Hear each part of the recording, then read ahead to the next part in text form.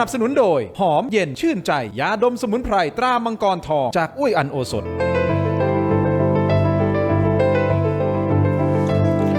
สวัสดีครับต้อนรับทุกท่านเข้าสู่รายการถกไม่เถียงครับแน่นอนประเด็นที่ผมจะถกวันนี้เป็นเรื่องใหญ่อันดับหนึ่งของประเทศเลยนะครับทางรายการถกไม่เถียงก่อนหน้านี้เราเคยพูดคุยกับนักวิชาการหลายท่านนะครับถึงสถานการณ์ความตึงเครียดระหว่างไทยกับกัมพูชามาโดยตลอดถึงแม้จะมีเหตุการณ์ต่างๆไม่ว่าจะเป็นเรื่องของน้ำท่วมเข้ามาแทรกแล้วทำให้เหมือนข่าวไทยกัมพูชาเนี่ยมันจางลงไปนะฮะรวมถึงสแกมเมอร์ต่างๆก็เหมือนจางลงไปคุณผู้ชมครับแต่นักวิชาการหลายท่านก็บอกว่าอย่าประมาทเพราะมีโอกาสที่จะปะทุขึ้นมาอีกครั้งและสิ่งที่เราไม่อยากให้เกิดมันเกิดขึ้นแล้วครับจากความตึงเครียดกลายเป็นสมรภูมิแล้วนะครับคุณผู้ชมครับ24 ชั่วโมงที่ผ่านมาเหตุการณ์ต่างๆเกิดขึ้นตอนนี้ทุกฝ่ายเตรียมความพร้อมและจริงๆตอบโต้กลับแล้วนะครับคุณผู้ชมหลายท่านบอกคุณผู้ชมที่ผมติดตามสื่อโซเชียลมีเดียก็บอกว่าให้มันจบไปเลยทีนี้ครั้งนี้ครั้งเดียวให้มันจบไปเลยจบที่รุ่นเราแต่เราก็ต้องมองหลายมิติเช่นเดียวกันนะครับว่าสุดท้ายสุดแล้วเราควรจะต้องดำเนินการอย่างไรให้มันสะสมกับที่เราถูกกระทำเพราะเราถูกรุกรานก่อนนะครับคุณผู้ชมครับวันนี้แขกรับเชิญของผม3ท่านจะมาวิเคราะห์ต่างมิติกันนะครับมิตินักวิชาการนะฮะเรื่องของการเมืองมิติของนักวิชาการที่นักเชี่ยวชาญเรื่องของชายแดนด้วยนะครับและมิติของอดีตตำรวจอดีตรองผู้บัญชาการตำรวจแห่งชาตินะที่จะมาพูดถึงเรื่องของตำรวจเพราะว่าอย่าลืมนะฮะถึงแม้เหตุการณ์จะเกิดขึ้นที่ชายแดนแต่เมืองต่างๆเมืองหลวงโดยเฉพาะกรุงเทพมหานครเราก็ต้องเฝ้าระวังด้วยนะครับประมาทไม่ได้เพราะเราไม่รู้เลยว่าใครเป็นใครและคิดอะไรกันอยู่นะครับขอต้อนรับ2ท่านแรกก่อนนะครับท่านเป็นนักวิชาการผู้เชี่ยวชาญกลุ่มประเทศลุ่มน้ำโขงนะครับอาจารย์ทรงฤทธิ์โพลเงินนะครับนั่งคู่กับท่านผู้อำนวยการสถาบันวิเคราะห์การเมืองและนโยบายนะครับรองศาสตราจารย์ดร.ธนพร ศรียากุลครับสวัสดีอาจารย์ทั้งสองท่านสวัสดีครับสวัสดีครับอาจารย์ส่วนซ้ายมือของผมครับอดีตรองผู้บัญชาการตำรวจแห่งชาตินะครับท่านพลตำรวจเอกสุรเชษฐ์หักพานครับสวัสดีครับสวัสดีครับสวัสดีครับสวัสดีครับสวัสดีครับขอบคุณทั้ง3ท่านที่ให้เกียรติรายการถกไม่เถียงอย่างนี้ฮะก่อนที่เราจะเข้ามาถึงรายละเอียดต่างๆขอไล่ไทม์ไลน์แบบสั้นๆที่ทีมงานสรุปมาให้ผมนะฮะคุณผู้ชมจุดเริ่มต้นนะของสมรภูมิครั้งนี้เกิดขึ้นประมาณช่วงบ่ายๆของเมื่อวานนี้คุณผู้ชมครับเรื่องมันเริ่มต้นนะที่ทางกองทัพภาคที่2ก็มีการเผยแพร่สถานการณ์นะฮะออกมาบอกว่าเกิดเหตุปะทะเริ่มขึ้นเวลาประมาณ 14:16 นาทีโดยประมาณโดยฝ่ายกัมพูชาย้ำนะครับฝ่ายกัมพูชาเป็นผู้เริ่มก่อนทำให้ฝ่ายไทยจำเป็นต้องตอบโต้เนี่ยฮะด่วนเห็นไหมครับอันนี้โดยมีรายงานว่าในช่วงก่อนที่จะเกิดเหตุทหารช่างของไทยกำลังปฏิบัติภารกิจปรับปรุงเส้นทางจากฐานภูผาเหล็กไปยังจุดตรวจเพียงฟ้าที่อยู่ในเขตของประเทศไทยจากนั้นทหารกัมพูชาได้รุกล้ำเข้ามาใกล้บริเวณแนวลวดหนามและเปิดฉากยิงใส่เลยนะครับยิงใส่ชุดรักษาความปลอดภัยของไทยก่อนซึ่งการปะทะไปสิ้นสุดเวลาประมาณ 14:50 นาทีรวมระยะเวลาทั้งสิ้นประมาณ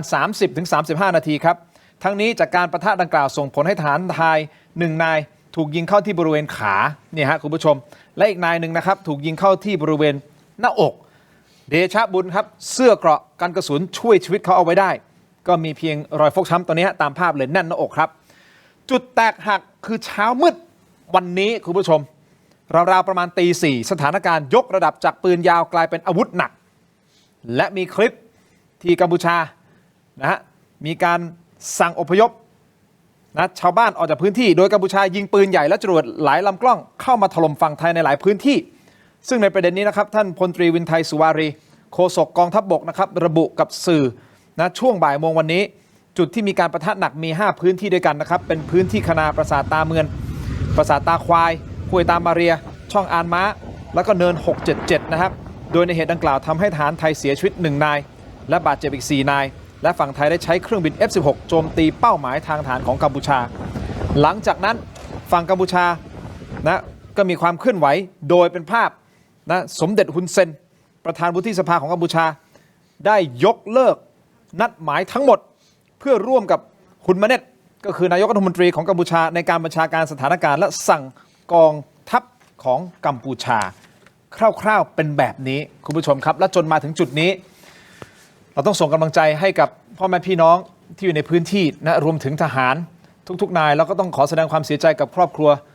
ของผู้ที่สูญเสียในครั้งนี้ด้วยนะครับคุณผู้ชมยกระดับขึ้นมาจริงๆอย่างนี้ฮะในท่ามกลางสมรภูมิตอนนี้ที่เกิดขึ้นนะครับท่านรองโจ๊กอาจารย์ธนพรอาจารย์ทรงฤทธิ์ครับสมเด็จฮุนเซนโพสต์ปล่อยคลิปต่างๆปล่อยภาพเป็นภาพใครครับเป็นภาพคุณอนุทินชาญวีรกูลเข้าใจว่าน่าจะเป็นภาพเก่าแล้วแหละภาพเก่าครับนะครับที่เนี่ยฮะปล่อยออกมาอย่างนี้เลยครับ เป็นชุดภาพถ่ายและวิดีโอความยาว 16 วินาทีปรากฏความสัมพันธ์ระหว่างคุณอนุทินกับคุณบังเสเรมอมซึ่งเป็นผู้ว่าราชการจังหวัดไพลินของกัมพูชาและมีการเขียนแคปชั่นบอกว่าผมไม่คิดว่านายกรัฐมนตรีอนุทินเพียงเพราะหวังคะแนนเสียงในอนาคตถึงกับกล้าเอาชีวิตของกองทัพและประชาชนมาเดิมพันด้วยการประกาศสงครามกับกัมพูชาในเวลาที่กองทัพกัมพูชาไม่ตอบโต้เขาเสริมว่าก่อนที่นายกรัฐมนตรีท่านเป็นเพื่อนแต่เมื่อท่านเป็นนายกรัฐมนตรีท่านกลับลืมมิตรภาพเราเข้าใจความรักชาติแต่เราไม่ควรประกาศสงครามกับคนที่ไม่ยอมตอบโต้อาจารย์ทั้งสองท่านรวมถึงท่านรองโจ๊กผมเริ่มที่อาจารย์ก่อนเขาบอกว่าเขาไม่ยอมตอบโต้แต่มันชัดเจนว่าเราโดนตอบโต้เราโดนเริ่มก่อนในครั้งนี้ถูกไหมอาจารย์ทรงนี้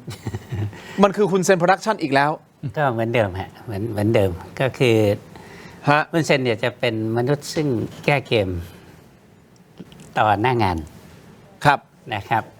ก็คือว่าเมื่อเกิดสถานการณ์ในสิ่งที่เขาไม่สามารถที่เป็นไปตามเป้าหมายที่เขาวางครับนะฮะเขาก็จะตอบโต้ในสิ่งที่เผชิญอยู่ตรงนั้นนะฮะถ้าจำได้ในวันที่ทหารเราเจอขาที่7ครับใช่ไหมฮะเขาก็ไปสร้างสถานการณ์ในบ้านเขาแล้วก็บอกว่าทหารไทยเนี่ยเปิดฉากยิงนะฮะแต่ก็โปรดักชันเช่นเดิมเพราะว่ามันก็มีจุดมีอะไรเยอะแยะคนบาดเจ็บมันนอนอยู่บนเตียงยิ้มได้นะครับจำได้ไหมล่ะแม้กระทั่งไอ้เสาน้ำเกลือก็ไม่มีอะไรพวกนี้ฮะมันจับโป๊ะอย่างเงี้ยมันมาตลอดอยู่แล้วนะครับแล้วที่เขาทำอย่างนี้มาจนกลายเป็นสิ่งที่เขาทำเป็นปกติก็เพราะว่าเขาควบคุมสื่อ 100%นะครับ 100% ก็คือสั่งไปไหนก็ได้ทำอะไรก็ได้นะเตรียมพอดตรงนั้นพอดตรงนี้พอมันทำอย่างนี้เสร็จเนี่ยมันก็กลายเป็นว่าพอถึงวันหนึ่งนะฮะในวันที่คุณเซนเปิดอีกครั้งหนึ่งเนี่ยถ้าเราจำได้ก็คือเขาขอให้เปิดด่านใช่ไหมถูกแต่เราไม่เปิดเห็นไหมครับเขาก็จะทำอย่างนี้เสมอแล้วก็จะกันแนกันแหนขึ้นมาหน่อยหนึ่งเอาปิดอีก500 ปีฉันก็ไม่เดือดร้อนอะไรพวกนี้นะฮะแต่อยู่มาอีกวันหนึ่งเห็นไหมครับฮุนเซนกำลังจิบกาแฟอเมซอนของไทยแล้วก็อยู่หน้าปั๊มปตท.บอกว่าเติมน้ำมันปั๊มปตท.ได้แต่เป็นน้ำมันจากสิงคโปร์และมาเลเซียแล้วนี่เป็นต้นเห็นไหมฮะนี่คือความเจ้าเล่ห์ของเขานะฮะพอเขาเป็นคนเจ้าเล่ห์แล้วเนี่ยก็อะไรก็แล้วแต่ที่เขามีพยานเขามีเรคคอร์ดมีอะไรไว้เนี่ยถ้าเป็นประโยชน์ต่อเขาเอามาใช้ได้เสมอนะฮะหรือกรณีที่เกิดเมื่อวานเนี่ยลองนึกอย่างนี้คุณทินยิงกันเสร็จปุ๊บสงบเสร็จปั๊บไม่ถึง5 นาทีเตียเซฮาออกแถลงการนะฮะแล้วก็ส่งไปให้ AOT เรียบร้อยอะไรสารพัดนี่มุกเดิมเหมือนเดิมฮะเหมือนเดิมเพราะมันไม่มีอะไรที่พิสดารมากไปกว่านี้แล้วเพราะมันก็พิสดารอยู่แล้วในความพิสดารเนี่ยมันไม่มีอะไรที่จะมากไปกว่านี้ได้นะครับแต่ทีนี้มันอยู่ในสถานการณ์ที่ต้องย้อนไปนะฮะในวันก่อนยิงกันนะฮะเมื่อเดือนกรกฎาคมเขาก็ยั่วยุมาโดยตลอดอยู่แล้วใช่ไหมฮะจนกระทั่งมายิงเนี่ยจริงๆเขาไม่อยากที่จะทอดยาวแต่เขาคุมไม่ได้ในหลายปัจจัย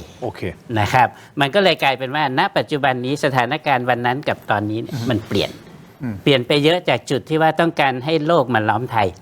ตอนนี้โลกไปล้อมไม่ใช่ล้อมกัมพูชาอย่างเดียวนะคือมันล้อมเฉพาะตระกูลหุนละตอนนี้โดยเฉพาะอย่างยิ่งเรื่องสแกมเมอร์เดี๋ยวเรื่องสแกมเมอร์เดี๋ยวต้องถามท่านรองโจ๊กด้วยนะครับแต่ก่อนที่ไปที่รองโจ๊กนะฮะอาจารย์ธนพรมองตรงนี้สงสัยอะไรเหรอเรื่องนี้ไม่ผมสงสัยว่าไม่ว่าจะเป็นอัลโตว่านะที่ท่านศรีหศักดิ์ท่านไปแล้วก็โอ้โหไปฉีกหน้าเขาเลยนะเพราะว่าเราเอาหลักฐานออกไปโชว์เลยนะที่ประชุมใหญ่ถูกต้องไหมครับเขาเสียหน้านั้นข้อที่1นะข้อที่2มีเรื่องของการยึดทรัพย์อายัดก่อนอย่าเรียกว่ายึดอายัดทรัพย์นะ10,000 กว่าล้านที่เป็นเครือข่ายยิ้มเลี้ยงอะไรก็แล้วแต่เนี่ยมันก็คือคนของเขาถูกต้องไหมฮะอันนี้มันเป็นการเบี่ยงเบนประเด็นของคุณเซนด้วยหรือเปล่าหาเรื่องเพื่อที่จะให้เราไปศาลโลกจริงๆมันก็ไม้เก่าแบบอาจารย์ทรงฤทธิ์ว่านะครับท่าเล่นก็ท่านี้คือท่าดาวพระศุกร์นะครับเล่นบทนางเอกถูกพ่อเลี้ยงถูกแม่เลี้ยงตบนะครับแล้วก็ร้องห่มร้องไห้นะครับไปฟ้องคนนู้นคนนี้มันมุกเก่าทินซึ่งมุกแบบนี้นะคล้ายๆกับเพื่อนซีที่อยู่ในเรือนจำเพื่อนซีที่อยู่ในเรือนจำตอนนี้ก็ชอบเล่นมุกดาวพระศุกร์ว่าถูกรังแกเอาอย่างนั้นเลยนะครับอ้าวอันนี้ผมพูดถึงเล่นมุกนะครับคนศีลเสมอกันมันถึงเล่นมุกใกล้ๆกันครับคราวนี้ผมจะบอกนะครับว่ารอบนี้เนี่ย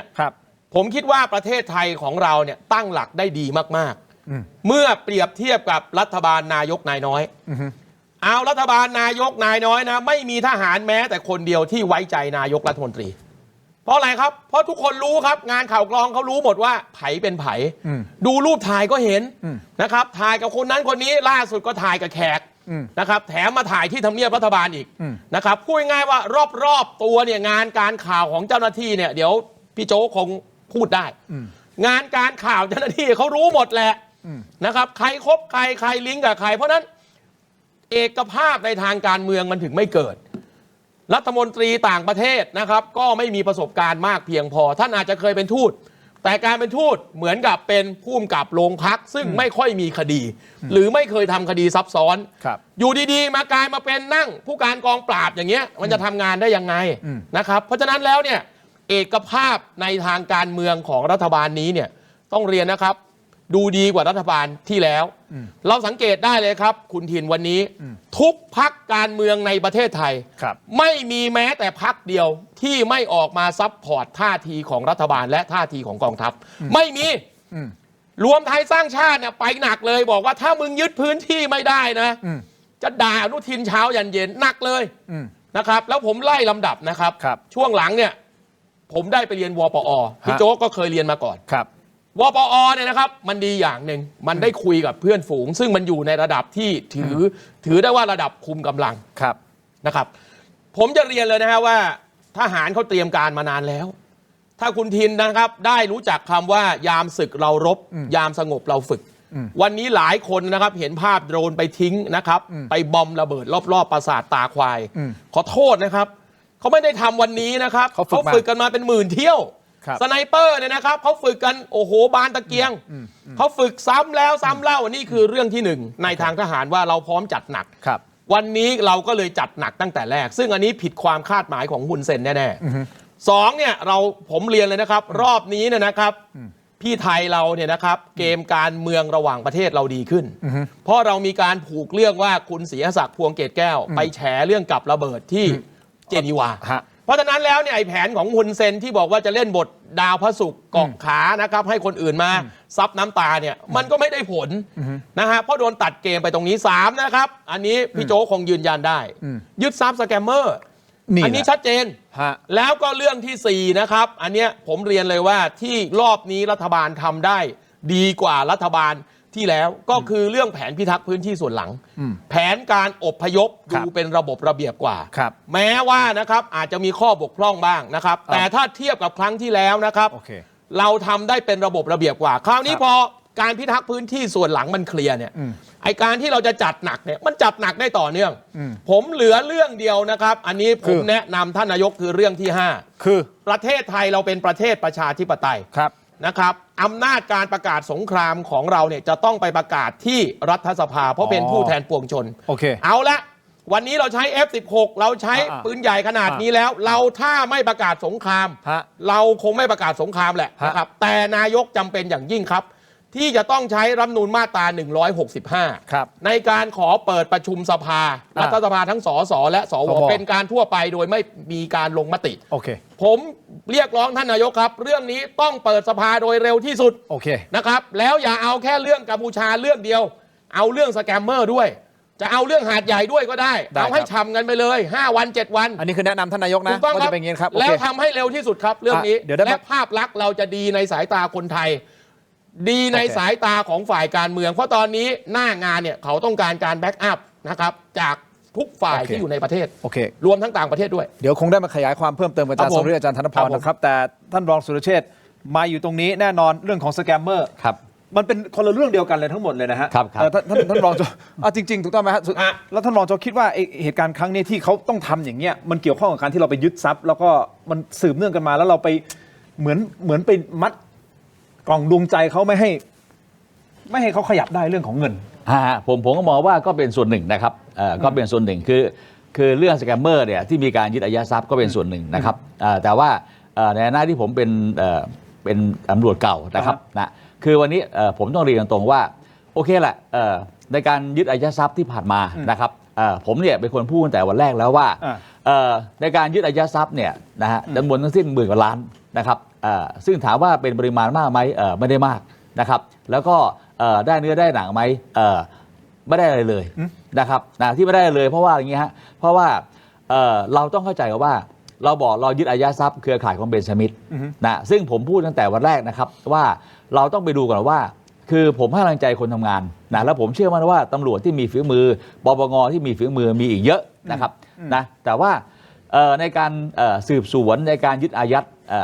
ทรัพย์สินเหล่านี้เนี่ยเราต้องไปดูว่าคำว่าเครือข่ายเบนจามินเนี่ยมันมีทรัพย์สินของเบนจามินอยู่เท่าไหร่พอผมพูดพออีก2 วันต่อมาผมมาดูคุณหญิงสุดารัตน์พูดคุณหญิงสุดารัตน์บอกว่าไม่มีทรัพย์สินของเบนจามินเลยถ้าไปย้อนดูนะครับทีนี้มันก็ตรงกับคำถามที่ผมถามไปว่าต้องไปดูว่าทรัพย์สินของเบนจามินมีอะไรบ้างคำว่าเครือข่ายเนี่ยมันคือคนรอบๆหมดนะครับทีนี้ก็ต้องกลับเรียนอย่างนี้นะครับว่าการยึดอายัดเนี่ยเป็นสิ่งที่ดีบ่งบอกถึงความก้าวหน้าถึงแม้ว่าจะช้าหน่อยนะแต่ว่าเราต้องพูดเรื่องจริงกันว่าวันนี้นะครับการดำเนินการในการยึดอายัดเนี่ยนะหนึ่งช้าแล้วมันไม่เป็นไรแต่ว่ามันได้ทะลุทะลวงเข้าไปได้ยังเหมือนที่ผมทำสมัยก่อนเอาให้ถึงจุดถูกครับเพราะว่าคนเหล่านี้เขาอยู่ในแผ่นดินไทยมายาวนานนะเขามีทั้งบ้านทั้งรถทั้งคอนโดทั้งหลายแห่งแล้วก็บ้านแต่หลังก็เก็บเงินไว้เยอะนะเพราะเงินหลายส่วนอาจจะทั้งไว้เราอย่าลืมนะฮะมีทั้งเงินสดและมีคริปโตวันนี้คริปโตเรายังไม่ได้ยึดเลยนะแล้ววันนี้เรายังไม่ได้เข้าไปยึดถึงทรัพย์สินหรือเงินของเบนจามินเลยเรายึดแค่เครือข่ายแล้วเราก็ยังไม่ได้ออกหมายจับเบนจามินเลยนะครับเพราะฉะนั้นผมก็ต้องกลับเรียนว่าแต่จากภาพที่มันสะท้อนออกมาเนี่ยมันทำให้เห็นหลายๆอย่างซึ่งผมก็ในฐานะเป็นผู้บังคับใช้กฎหมายผมก็เหนื่อยใจแทนนะครับเพราะว่าไม่ว่าจะเป็นท่านนายกทักษิณไม่ว่าจะเป็นท่านอนุทินไม่ว่าจะเป็นผู้หลักผู้ใหญ่ในบ้านเมืองมีภาพใกล้ชิดกับบุคคลกลุ่มนี้หมดแล้วผมถามว่าแล้วเจ้าที่รัฐคนไหนจะกล้าไปจับกลุ่มจะกล้าไปบังคับใช้กฎหมายผมก็ต้องกราบเรียนนะครับว่าวันนี้เราเป็นประเทศไทยนะถ้าเอาจริงเอาจังนะครับเรายึดได้มากกว่าเกาหลียึดได้มากกว่าไต้หวันอีกเพราะอะไรครับเพราะเบนจามินเนี่ยมันอยู่ในประเทศไทยมานานแล้วนะเพราะนั้นทรัพย์สินต่างๆมันอยู่ตรงนี้หมดทรัพย์สินต่างๆมันไม่อยู่ไต้หวันมันไม่ได้อยู่ที่เกาหลีใต้มันอยู่ที่นี่แสดงว่าท่านรองโจ๊กมองว่าเราต้องจัดหนักกว่านี้ในการอายัดอันนี้มันถ้าพูดถึงผมพูดนะผมบอกว่าเอางี้ถามว่าอายัดแล้วทำอะไรต่อถ้าอายัดแล้วอย่างนี้นะฮะพอวันนี้อายัดรุ่งขึ้นต้องค้นต่อมันมีจุดค้นกี่จุดสมมติว่าถ้าเอาผมทำงานแบบเมื่อก่อนนะวันนี้เราค้น10 จุดพอค้น10 จุดปุ๊บมันต้องขยายต่อได้เราเอา10 จุดที่ขยายต่อไป20 จุดไป30 จุดนั่นคือสิ่งที่ท่านอยากเห็นที่ผมต้องทำที่เราต้องทำพอค้นเนี่ยเวลาไปต้องไปแพ็คคู่กับปปงนะคือเราต้องเห็นใจปปงว่ากำลังเขาน้อยแต่ตำรวจเนี่ยทุกครั้งผมเอาตำรวจเป็นลีดเดอร์หมดนะเพราะเรากำลังเราเยอะแล้วถามว่างานสอบสวนสืบสวนเนี่ยเราล่ำเรียนมาอยู่หน่วยเดียวนะในปปงเนี่ยเขามีทั้งผู้หญิงผู้ชายแล้วก็มีธุรการหลายคนเนี่ยไม่ได้จบโรงเรียนสอบสวนแบบพวกเรานะแต่เราเนี่ยมันจบโรงเรียนสอบสวนมาตั้งแต่เกิดอ่ะเพราะฉะนั้นมันไม่มีอาชีพไหนที่จะรู้เรื่องงานสอบสวนเท่ากับเราอ่ะเพราะฉะนั้นผมถึงบอกว่าวันนี้เราหยุดอยู่แค่นี้เห็นไหมครับพอยึดปุ๊บเงียบถามว่าถ้ายึดต่อนะอีก2 วันต้องขอมั่นหมายจับตัวเบนจามินแล้วเบนจามินอยู่ไหนแต่ว่าออกนอกประเทศขอไม้แดงขออินเตอร์โปเลยขออินเตอร์โปไม่พอนะเดี๋ยวนี้มันไล่กันได้หมดอะว่าเบนจามินอยู่ประเทศไหนแล้วก็ประสานอินเตอร์โปเอาตัวกลับมามันทำได้หมดถ้าจะทำงั้นผมถามท่านรองนิดนึงเป็นคำถามที่ผมจะถามอาจารย์ทรงฤทธิ์อาจารย์ธนพรนะคิดว่าคือคุณเซนปล่อยคลิปออกมาที่มีคลิปคิดว่าเขายังมีอะไรซ่อนอยู่ในมือเพื่อที่จะทยอยปล่อยออกมาแล้วมันจะเป็นภาพที่จะกระทบกับการเมืองไทยหรือเปล่าคุณผู้ชมนี่คือคำถามนะฮะเดี๋ยวจะฟังคำตอบอาจารย์ทรงฤทธิ์อาจารย์ธนพรกับท่านรองโจ๊กในช่วงหน้าพักสักครู่ครับตรงไม่เถียงครับ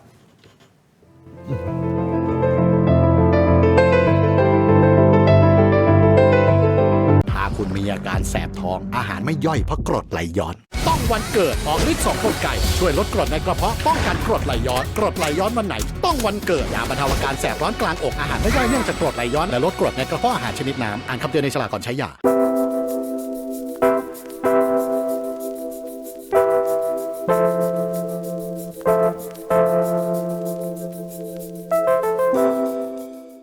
ดีครับ ผมชื่อเอกชื่อจริงก็ยุทธพงศ์มณีธรรม ตอนนี้เราอยู่กันที่สวนสละทิศอำเภอบ้านนาสารจังหวัดสุราษฎร์ธานี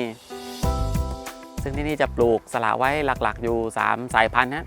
จะเป็นพันธุ์เนินวงสุมาลีแล้วก็พันธุ์อ้อร้อลักษณะเด่นของมันคือจะเนื้อจะเยอะลูกโต จะรสชาติหวานอมเปรี้ยวนิดๆส่วนพันธุ์สุมาลีเนื้อจะไม่ค่อยดำไม่ยุบส่วนพันธุ์อ้อร้อเป็นสละที่มีรสชาติหวานที่สุดในบรรดาสละแต่เนื้อเขาอาจจะคล้ำๆนิดคล้ายๆกับสละผสมกับระกำ ขอเชิญชวนลูกค้าที่สนใจ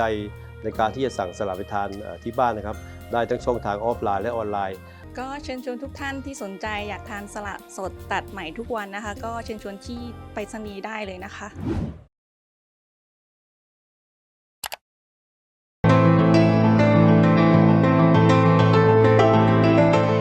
วันเกิดยาบรรเทาอาการแสบร้อนกลางอกและอาหารไม่ย่อยเนื่องจากกรดไหลย้อนชนิดน้ำอ่านคำเตือนในฉลากก่อนใช้ยา กลับมากันต่อในช่วงนี้ครับคุณผู้ชมครับ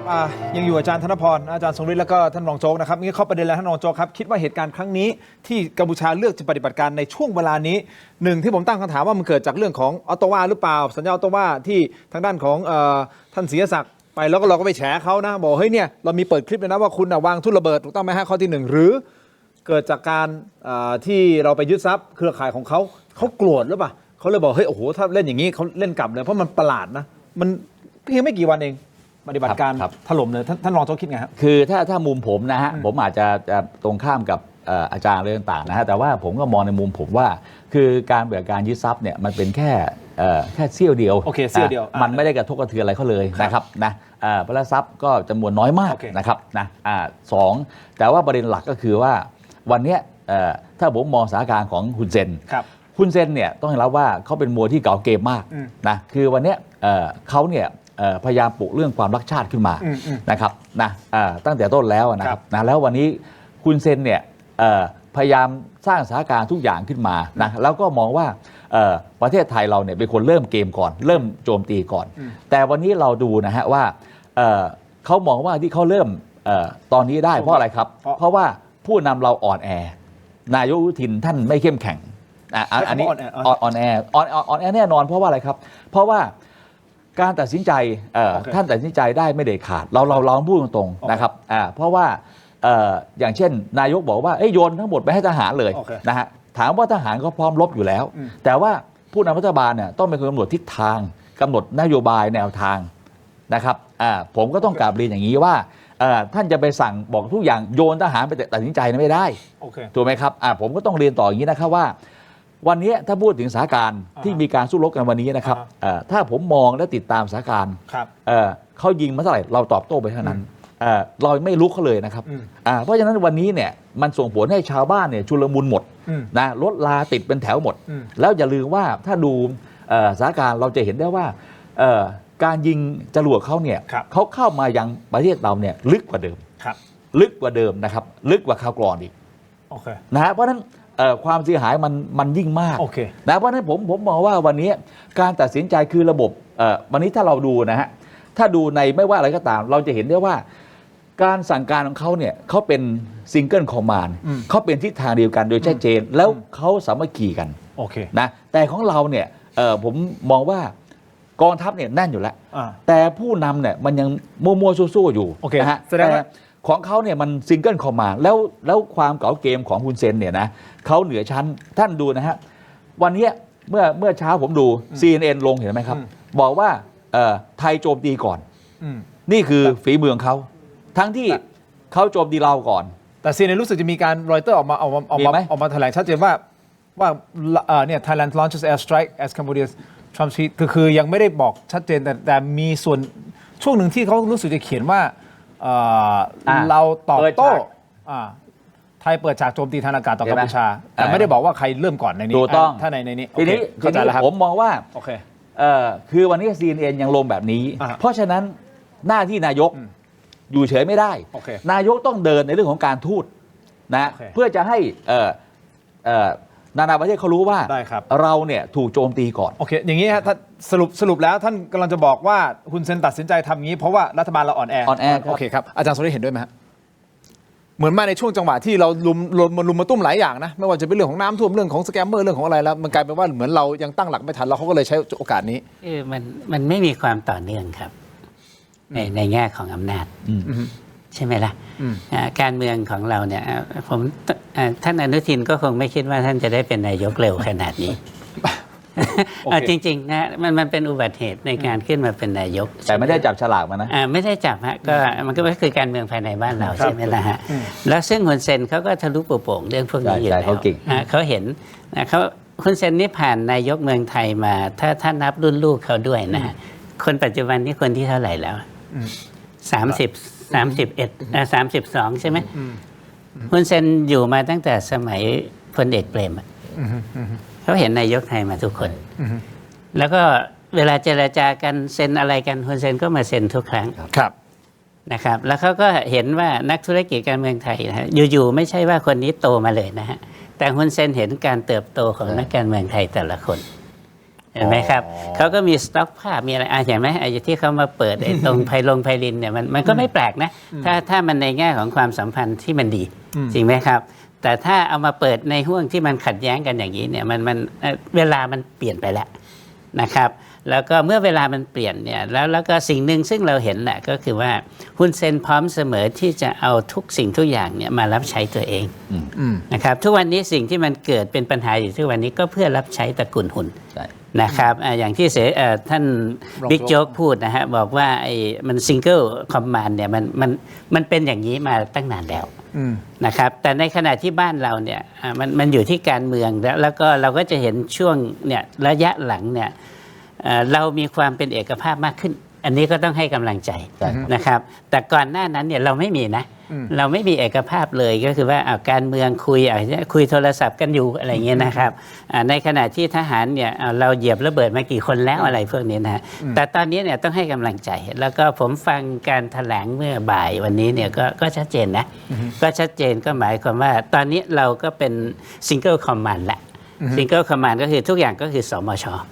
สมช.ก็ต้องทำหน้าที่อันนี้แล้วก็ออกมาเนี่ยเป็นเอกภาพกันแล้วก็มองในแง่ของการเตรียมการอะไรเนี่ยค่อนข้างต้องยกนิ้วให้ฝ่ายความมั่นคงแล้วก็กองทัพไทยนะครับเราอพยพคนเนี่ยมีประสิทธิภาพมากนะฮะในช่วงหลังแล้วก็อันที่สองเนี่ยก็คือว่าเราต้องให้มีความชัดเจนมากขึ้นในแง่ที่ว่าหนึ่งเราใช้คำนี้นะฮะเราตอบโต้เพื่อปกป้องอธิปไตยและความมั่นคงแห่งชาติใช่ไหมครับในขณะที่ฮุนเซนเนี่ยพูดอีกแบบหนึ่งนะฮุนเซนนี่บอกว่าประเทศไทยเนี่ยลุกลานใช่เห็นไหมครับในขณะที่ฮุนเซนเนี่ยลุกลานบ้านเราด้วยซ้ำนะมาขุดคูเลตตั้งแต่ต้นแล้วก็ยั่วยุนะครับส่งต้นสังเกตนั่นแหละจริงๆเราก็น่าจะเปลี่ยนคำว่าจากคำว่าตอบโต้และปกป้องอธิปไตยเนี่ยต้องมาใช้คำว่าฮุนเซนลุกลานไทยด้วยแล้วการลุกลานของฮุนเซนเนี่ยมันส่งผลและมันเป็นการคุกคามต่ออธิปไตยและความมั่นคงแห่งชาติของไทย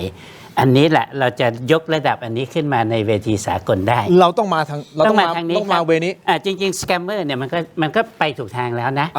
อนุสัญญาออตตาวาว่าด้วยทุนระเบิดสังหารบุคคลเนี่ยมันก็มาถูกทางละเหลืออยู่สเต็ปเดียวเท่านั้นเราต้องประกาศเป็นนโยบายความมั่นคงแห่งชาติเลยบอกว่าฮุนเซนคนเดียวเท่านั้นและวงตระกูลนะครับเป็นภัยคุกคามต่อความมั่นคงแห่งชาติของไทยถ้าเราประกาศอย่างนี้นะระดับต่อไปเนี่ยกำจัดฮุนเซนได้เลยไปถึงตรงนั้นได้เลยฮะเอาสแกมเมอร์เอาทุนระเบิดอะไรเนี่ยทุกวันนี้มันล้อมฮุนเซนอยู่แล้วเราเลยยกตรงนี้ขึ้นมายกขึ้นมาเลยเพื่อที่จะประกาศเลยว่าฮุนเซนเนี่ยคือภัยคุกคามนะครับเพื่อไม่ใช่คุกคามแค่ไทยนะสแกมเมอร์ก็ฮุนเซนเป็นคนดูแลนะครับหนุนให้มันเกิดเห็นไหมไอ้เบนสมิธเนี่ยก็เป็นที่ปรึกษานะครับโอเคฮุนเซนมีที่ปรึกษา104คนที่เป็นคนอยู่ในวงนี้ซึ่งทั้ง104คนเนี่ยอยู่ในวงสแกมเมอร์หมดเลยเฉินจื้อก็อยู่ในนี้เบนสมิธก็อยู่นี้ก๊กอันก็อยู่ในนี้เพราะฉะนั้นมุมของอาจารย์โซนี่คือว่าเราต้องตอบโต้แบบไม่ใช่ตอบโต้แบบนี้แต่เราต้องประกาศชัดเราต้องบอกว่าฮุนเซนลุกลานเรามาตั้งแต่ต้นนะครับแล้วก็คุกคามอธิปไตยและความมั่นคงแห่งชาติของไทยนี่คือการทำงานแบบเชิงรุกอันนี้คือเชิงรุกของเราซึ่งยังขาดตรงนี้อยู่ใช่ถ้าคุณทินจำได้ในยุคแรกๆที่เผชิญหน้ากันเนี่ยผมบอกด้วยซ้ำในวันต้นๆที่นายกอนุทินขึ้นนะผมบอกว่าให้ไปเยือนพนมเปญเลย แล้วก็เชิญนานาชาติไป แล้วก็จับมือฮุนมานัทเนี่ยมาเซ็นนะครับปฏิญญาต่อไม่ต้องไปกัวลาลัมเปอร์ก็ได้ ตรงนั้นเลย ตรงนั้นเลยเซ็นเลยว่าจะไม่ลุกลามและคุกคามซึ่งกันและกันอีกไม่มีปฏิบัติการทหารไม่มีการยั่วยุเซ็นเลย แต่เราไม่เคยทำอันนี้เลยจริงไหม ในขณะที่ฮุนเซนโดยฮุนมานัทเนี่ยดึงอเมริกาเข้ามา โอเค นะครับ แล้วก็ไปแวดล้อมไปหว่านล้อม โอเค อันวาให้ช่วยดึงเข้ามาอีกมือหนึ่ง อันวาก็เอาหน้าเห็นไหมนั่งรถคู่กันกับกับโดนัลด์ทรัมป์ใช่ไหมเห็นไหมคือตรงเนี้ยเราไม่ได้มีเกมลุกเราไม่ได้ลุกในเรื่องพวกนี้ เราก็เลยเพียงพล้ำมาโดยตลอดในแง่ของการลุกในเชิงข่าว อาจารย์ธนพรคิดเห็นอย่างไรมีอะไรเพิ่มเติมเดี๋ยวผมขออนุญาตนิดเดียวสั้นๆนะครับคุณผู้ชมครับเดี๋ยวมีรายงานเพิ่มเติมเข้ามาว่าเราสามารถที่จะทวงคืนบ้านหนองย่าแก้วสำเร็จแล้วนะฮะกองทัพภาคที่1โพสต์ว่าศูนย์ปฏิบัติการกองทัพภาคที่1ขอรายงานความคืบหน้าเมื่อเวลา 17 นาฬิกากองกำลังบุรพาโดยชก12สามารถยึดควบคุมที่หมายนะครับบ้านไพรจันทร์ตรงข้ามบ้านหนองย่าแก้วได้เรียบร้อยและเตรียมวางแนวลวดหนามตามแผนต่อไปผมขออนุญาตพักสักครู่อาจารย์ธนพรนิดเดียวฮะพักสักครู่เดี๋ยวอาจารย์ธนพรแสดงความคิดเห็นเต็มที่สักครู่เดียวครับถกไม่เถียงครับ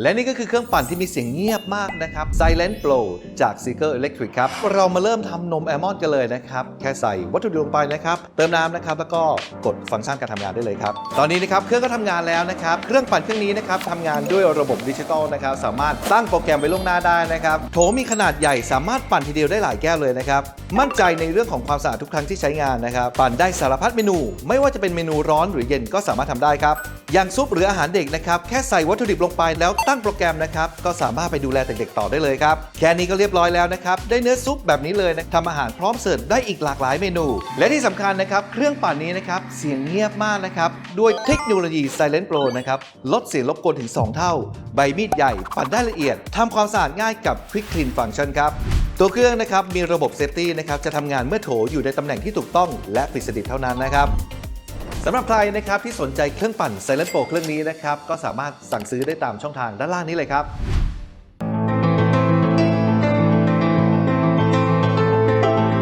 สนับสนุนโดย Lift Up Your Life สร้างสรรค์ความสุขให้ชีวิต Seagull Electric ยาท่าน้ำขาวหารคู่ 49 บาทฝาสีฟ้ามีตัวยาฟีนิลซาลิซิเลต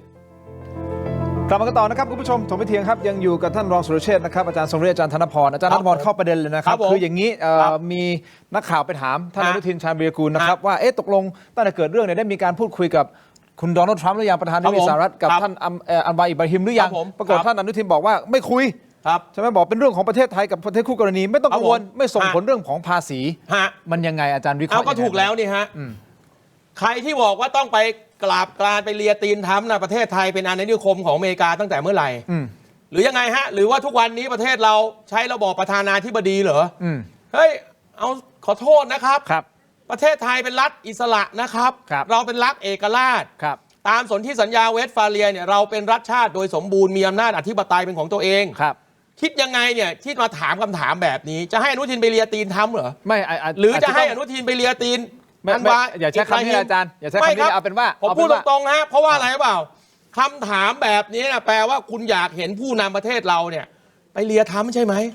อาจจะแค่บอกว่ามันเป็นอย่างนี้คุณไปคุยกับผมบอกเลยครับว่าวันนี้เนี่ยนะครับพริกถ้ามันจะเผ็ดเนี่ยมันไม่มีเม็ดใหญ่ครับพริกขี้หนูถ้ามันเผ็ดเม็ดเล็กนิดเดียวพริกใหญ่ไม่เผ็ดครับถ้าอย่างนี้ผมถามอาจารย์ต่อแล้วมันจะมีผลกับเรื่องของภาษีหรือเปล่าเพราะทรัมป์ก็อาจจะเสียหน้าไม่มีครับไม่เกี่ยวใช่ไหมครับเอาเลยครับไม่เห็นมีปัญหาเลยไม่เกี่ยวใช่ไหมฮะผมฟันธงว่าไม่มีเพราะถ้ามีเนี่ยมันมีตั้งแต่ตอนที่กลับจากไอ้ปฏิญญาไอ้ตอนขาขาดไปรอบที่แล้วผมเนี่ยอยู่ในแวดวงเจรจาการค้าระหว่างประเทศมาโดยตลอดนะครับทำเรื่องกติกาการค้าระหว่างประเทศมาอย่าว่าแต่เรื่องภาษีทำเลยคุณปลดใบเหลือง IUU ค้ามนุษย์เนี่ยทำไมผมจะไม่เข้าใจเรื่องพวกนี้ว่าเวลามหาอำนาจเขากดดันผ่านช่องทางแบบไหนนะครับเพราะนั้นวันนี้เนี่ยผมบอกเลยประกาศเลยนะครับว่าประเทศไทยไม่ใช่ขี้ข้าอเมริกาและประเทศไทยไม่ใช่ขี้ข้ามาเลเซียถ้าจะคุยกันในฐานะเพื่อนที่เสมอกันคุยกันในฐานะคุยกันแบบมิตรประเทศ ผมเข้าใจว่าน่าจะเป็นอย่างนั้ แต่ นมากกว่า ไม่ใช่ คุย บอกว่าจะต้องไปบอกว่าเฮ้ยถ้าเราทำอย่างนี้ต้องรายงานทรัมป์รายงานอันวาบ้าหรือเปล่าคิด ผม ยั ว่าง ไง ผมว่าเขาน่าจะบอกว่าได้คุยกับโดนัลด์ทรัมป์หรือยัง ก็พูดอย่างเงี้ย ไม่ได้บก คุย จะร กับโดนัลด์ทรัมป์หรือยังแปลว่าอะไร ก็ เราจะปกป้องเอกราชของเราทำไมต้องไปคุยกับโดนัลด์ทรัมป์เอาหลักก่อนนะครับถามว่าเราจะปกป้องเอกราชของเราไปคุยกับทรัมป์เพื่ออะไรทำเพื่ออะไรถามหน่อยไอ้คนคิดคำถามเนี้ย โอเค คิดได้ยังไง ไม่เป็นไรไม่เป็นไร นะครับคิดได้ยังไง ไม่จำเป็น ไม่มี แล้ว ความ อรย์ จำเป็น แล้วอาจารย์คิดว่ามัน แล้ จะ ว ไม่ส่งผล ผมบอกให้ กับ นะครับ แล้วมันจะไม่ส่ง วันนี้ ผ เนี่ ล ย กับภาษีใช่ไหมฮะ ไม่เกี่ยวกันเล โอเค ยนะครับเพราะถ้ามันเกี่ยวนะ มันเกี่ยวตั้งแต่ตอนเราโวยเรื่องขาขาดไปแล้ว ถามว่าอเมริกาจะไปรออะไรล่ะถ้าคิดว่าเรื่องนี้จะต้องเกี่ยวกันนะครับตอนนั้นก็มีการโพสต์กันทาง X อ่ะ โอเค ทรัมป์ออกมาปฏิเสธอันวาไหมล่ะว่าอันวาโกหกว่าไม่เกี่ยวกัน ออกมาเลยฮะ โอเค แน่จริงทรัมป์เองออกมาเลย ได้อาจารย์พรอย่างนี้ฮะคุณผู้ชมผมขอเนี่ยคุณผู้ชมไปที่ออนไลน์ของเราก่อนนี้นะครับ YouTube นะฮะก็คือ Terror Digital นะ Facebook ถกไม่เถียง Facebook CS7 HD News เดี๋ยวไปพูดคุยกันต่อนะทางทีวีตรงนี้หมดลงแล้วนะค ครั รั บบ ผม สำหรับเวลานะฮะขอบคุณทั้ง3ท่านก่อนนะครับ ครับ เจอกันในออนไลน์ สวัสดีครับ ถกไม่เถียงเดี๋ยวพูดคุยกันต่อนะครับสวัสดีครับ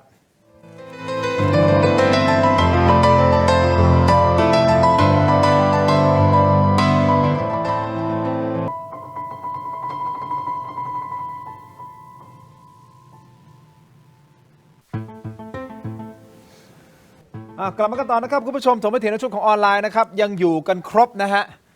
คุณผู้ชมครับแน่นอนนะฮะท่านพลตำรวจเอกสุรเชษฐ์หักพานอดีตรองผู้บัญชาการตำรวจแห่งชาตินะครับแล้วก็อาจารย์ทรงฤทธิ์พลเงินนักวิชาการ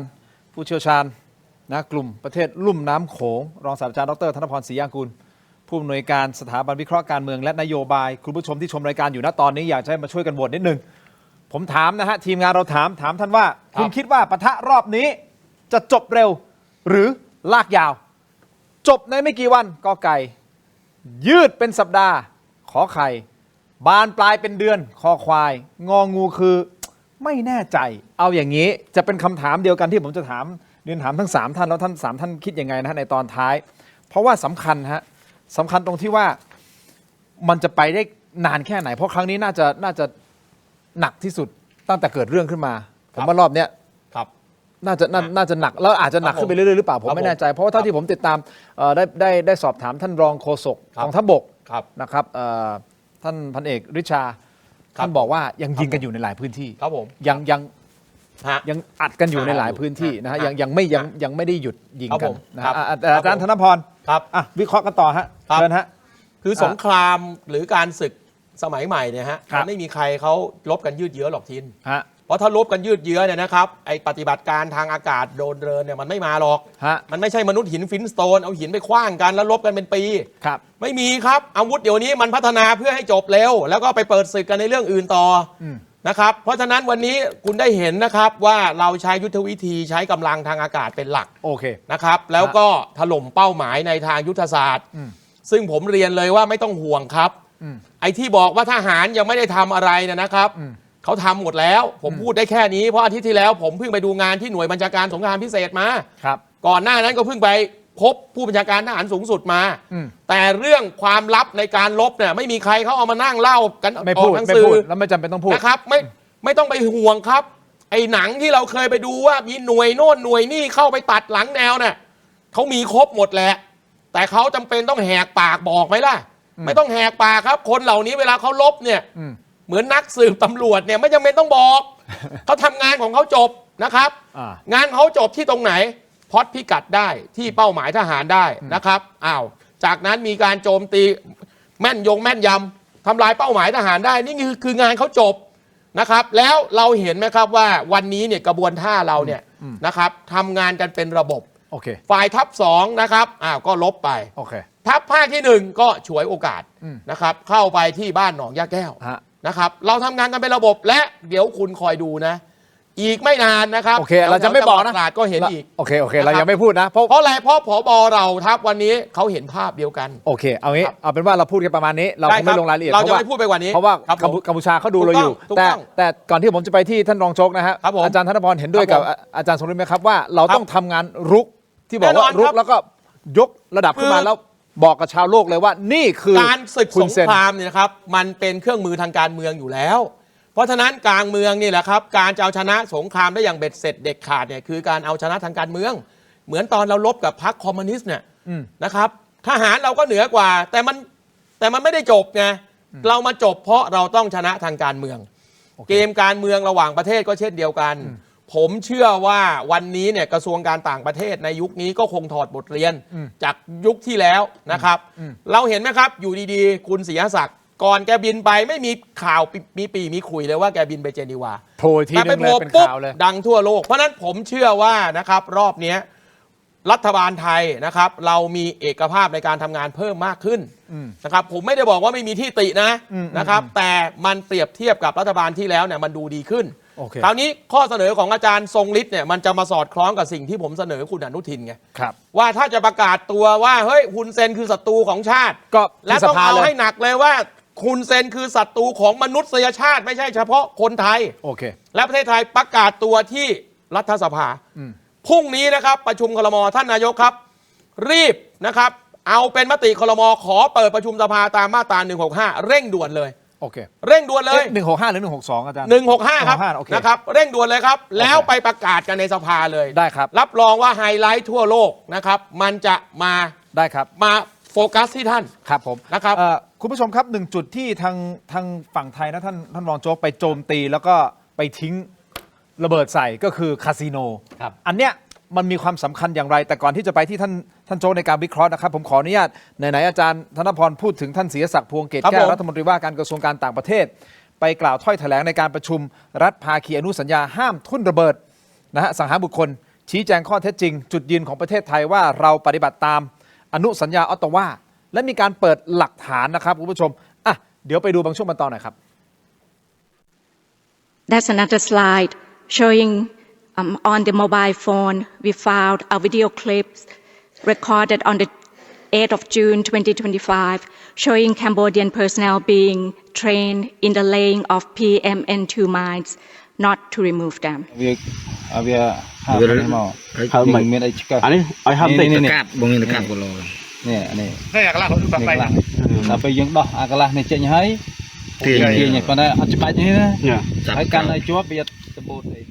We also obtained images recorded on the 19th of August 2025 showing Cambodian soldiers emplacing the PMN2 mine. These were obtained via the Telegram application under the phone owner's account. Forensic analysis identified one individual in the images as a Cambodian officer. คุณผู้ชมครับสุภาพสตรีท่านที่อธิบายเป็นเสียงของท่านอุษนาพีรานนท์นะฮะท่านเป็นเอกอัครราชทูตผู้แทนถาวรไทยประจำสหประชาชาติณนครเจนีวา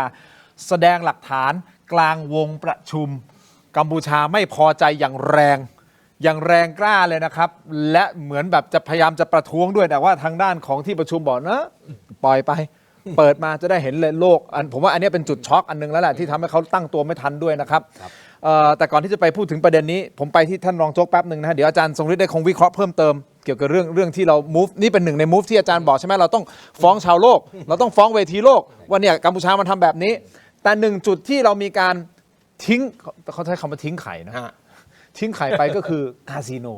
ครับ คาสิโนแล้วปึ้มมีภาพด้วยใช่ไหมบึ้มเข้าไปท่านรองโจ๊กในฐานะที่ท่านนั้นก็ทำเรื่องของสแกมเมอร์คอลเซ็นเตอร์ก่อนหน้านี้แล้วก็ไอ้พวกคาสิโนท่านก็บอกนี่แหละมันเป็นกล่องดวงใจของฝั่งกัมพูชา อันนี้มีนัยสำคัญยังไงปึ้งในการทลาย ครับอันนี้ผมต้องชมเชยกองทัพอากาศนะครับนะที่ปฏิบัติการในเรื่องของการทิ้งบอมคาสิโนเพราะว่าต้องเข้าใจว่าคาสิโนเนี่ยเป็นรายได้หลักนะครับที่หล่อเลี้ยงรัฐบาลฮุนเซนนะครับรัฐบาลกัมพูชานะครับเพราะฉะนั้นผมมองว่านะครับในสถานการณ์แบบนี้นะครับเราควรจะต้องฉวยโอกาสแบบนี้นะครับนอกจากเมื่อมีการในเวทีทางการทูตนะครับนะวันนี้เรามีรัฐมนตรีศรีศักดิ์ซึ่งผมไม่รู้จักท่านแต่ผมชื่นชมว่าท่านเก่งมากนะครับนะแล้วก็ผมก็ยอมรับว่าท่านเก่งกว่ารัฐมนตรีว่าการกระทรวงการต่างประเทศในยุครัฐบาลที่แล้วนะครับซึ่งพี่ปูเนี่ยท่านไม่สามารถบริหารจัดการได้คือรัฐมนตรีว่าการกระทรวงต่างประเทศคนที่แล้วนะครับแต่ว่ารัฐมนตรีศรีศักดิ์เนี่ยท่านมีประสบการณ์นะครับแล้วท่านก็ได้สร้างให้เราเห็นแล้วว่าท่านสามารถตอบโต้ได้นะครับนะแล้วก็เพราะฉะนั้นในเรื่องของการทูตเนี่ยนะครับท่านนายกรัฐมนตรีต่างประเทศเนี่ยจะต้องขับเคลื่อนอย่างรวดเร็วนะครับแบบนี้ถือว่าเป็นอีกหนึ่งอย่างที่เราท ใช่ครับ ได้ แล้ว ดี ก็ ใช่ไหมฮะ ได้ดีครับ แล้วก็การโจมตีทางอากาศนะวันนี้ ครับ นะครับผมก็ต้องกลับเรียนว่าในเรื่องของการทำสงครามเนี่ยผมมองว่าวันนี้นะฮะเครื่องมือต่างๆเนี่ยเทคโนโลยีมันมากนะครับเพราะฉะนั้นระยะเวลาในการทำสงครามมันไม่นานนะครับนะเราจะต้องอาศัยโอกาสเหล่านี้โจมตีจุดยุทธศาสตร์ของเขาทั้งหมดนะไม่ว่าจะเป็นแหล่งรายได้ของเขานะครับอย่าลืมว่าคาสิโนเนี่ยมันมีตั้งแต่สายตะกูมานะครับผมมองว่าเราน่าจะอาศัยช่วงจังหวะแบบนี้เนี่ยทิ้งบอมลากยาวตั้งแต่สายตะกูมาเลยนะครับ แต่ว่าคาสิโนบางพื้นที่มันมีเจ้าของเป็นคนไทยบ้างหรือเปล่าฮะ ก็อย่างนี้ผมก็ไม่ทราบว่า เป็นคนไทยหรือเปล่า แต่ว่าจุดต่างๆที่อยู่ในพื้นที่ของกัมพูชาวันนี้มันเป็นรายได้ที่หล่อเลี้ยงรัฐบาลของกัมพูชาถูกไหมครับนะเพราะฉะนั้นอย่าลืมว่าคาสิโนเนี่ยในกัมพูชามันไม่ใช่คาสิโนแบบสิงคโปร์มันเป็นคาสิโนที่บวกสแกมเมอร์บวกคอลเซ็นเตอร์ อันนั้นมันข้อต่าง นะครับ ข้อแตกต่าง นะฮะเพราะฉะนั้นวันนี้เนี่ยเมื่อเรามีโอกาสเราต้องทำนะครับผมก็ต้องกล่าวเรียนว่าประเทศไทยเราเป็นประเทศที่มีแสนยานุภาพมากกว่ากัมพูชานะครับ ครับ วันนี้เมื่อเขาลุกลามเราก่อนนะครับแน่นอนในเรื่องของการทูตเนี่ยเราต้องแสดงให้นานาประเทศเห็นว่าการทูตเราเชิงรุกคือเขาลุกลามเรานะในการปฏิบัติการเนี่ยนะครับเราต้องปฏิบัติการทีเดียวต้องให้เขาเข็ดหลาบว่าต่อไปคุณจะมารังแกประเทศไทยหรือคุณจะมาแหยมกับประเทศเราไม่ได้อีกแล้วนะครับเพราะว่าประเทศเราเนี่ยมีแสนยานุภาพที่มากกว่าเยอะนะครับเพราะฉะนั้นวันนี้เมื่อได้จังหวะต้องเอาเสียที จังหวะจากโคน ครับ มา แต่ว่า แล้ว แต่ว่าถามว่าเราต้องเข้าใจว่าระบบไทยระบบราชการไทยเราเนี่ย ครับ การสั่งการเนี่ยผมเชื่อมั่นว่ากองทัพเนี่ยเขาพร้อมเขามีเอกภาพอยู่แล้วนะครับแต่ว่าของไทยเราต้องรอรับคำสั่ง ต้องรอรับคำสั่งจากผู้นำรัฐบาลมันจะวกมาตรงนี้อีกทีหนึ่งนะครับเพราะฉะนั้นผมก็ต้องกลับเรียนว่าวันนี้นะฮะถ้าเป็นผมเองนะฮะผมต้องเอาเสียทีเพราะว่าอะไรครับหลายรอบแล้วถูกไหมครับเพราะฉะนั้นวันนี้ จังหวะมาแล้ว จังหวะมาแล้ววันนี้อะไรครับ เอาให้มันจบไปเลยใช่ไหม เอาให้มันจบเพราะอะไรครับชาวบ้านแนวเขตชายแดนเนี่ยนะครับไม่ต้องย้ายบ้านเดี๋ยวก็เข้าหลบภัยเดี๋ยวก็ออกมาจากหลบภัยมาอยู่บ้านเดี๋ยวก็กลับไปหลบภัยแล้วนะครับเพราะฉะนั้นวันนี้ผมต้องมองว่าทำไมกัมพูชาเราต้องตั้งข้อสังเกตนะครับว่าทำไมกัมพูชาก็ถึงไม่เกรงใจเรา ครับครับ ทำไมเขาถึงไม่รู้สึกกลัวเราถูกไหมครับผมยอมรับว่ารัฐบาลที่ผ่านมารัฐบาลนายกทักษิณเนี่ยต้องถือว่าท่านแย่มากนะครับเพราะท่านไปมีส่วนเกี่ยวข้องเรื่องผลประโยชน์ทับซ้อนมันก็ทำให้อะไรครับท่านก็ไม่สั่งการถูกไหมครับไม่กล้าดำเนินการแต่ว่ามารัฐบาลนายกทักษิณแล้วเนี่ยนะครับท่านต้องเอาเสียทีนะครับแล้วผมมองว่านะครับวันนี้เป็นโอกาสของท่านนายกในการชิงแต้มบวกถ้าท่านจะในเรื่องของการเมืองนะครับนะแต่ว่าเมื่อท่านชิงแต้มบวกสิ่งที่ได้คือประเทศชาติและประชาชนนะครับผมก็มองว่าวันนี้นะครับอะไรที่เราเป็นแนวชายแดนที่เป็นเรื่องเศรษฐกิจหล่อเลี้ยงกัมพูชาต้องตัดทอดน้ำเลี้ยงให้หมดนะครับนะวันนี้ในเรื่องของอะไรคาสิโนเรารู้อยู่แล้วว่าคาสิโนคือเป็นฐานสแกมเมอร์นะครับไอ้พวกนี้ต้องทิ้งบอมให้หมด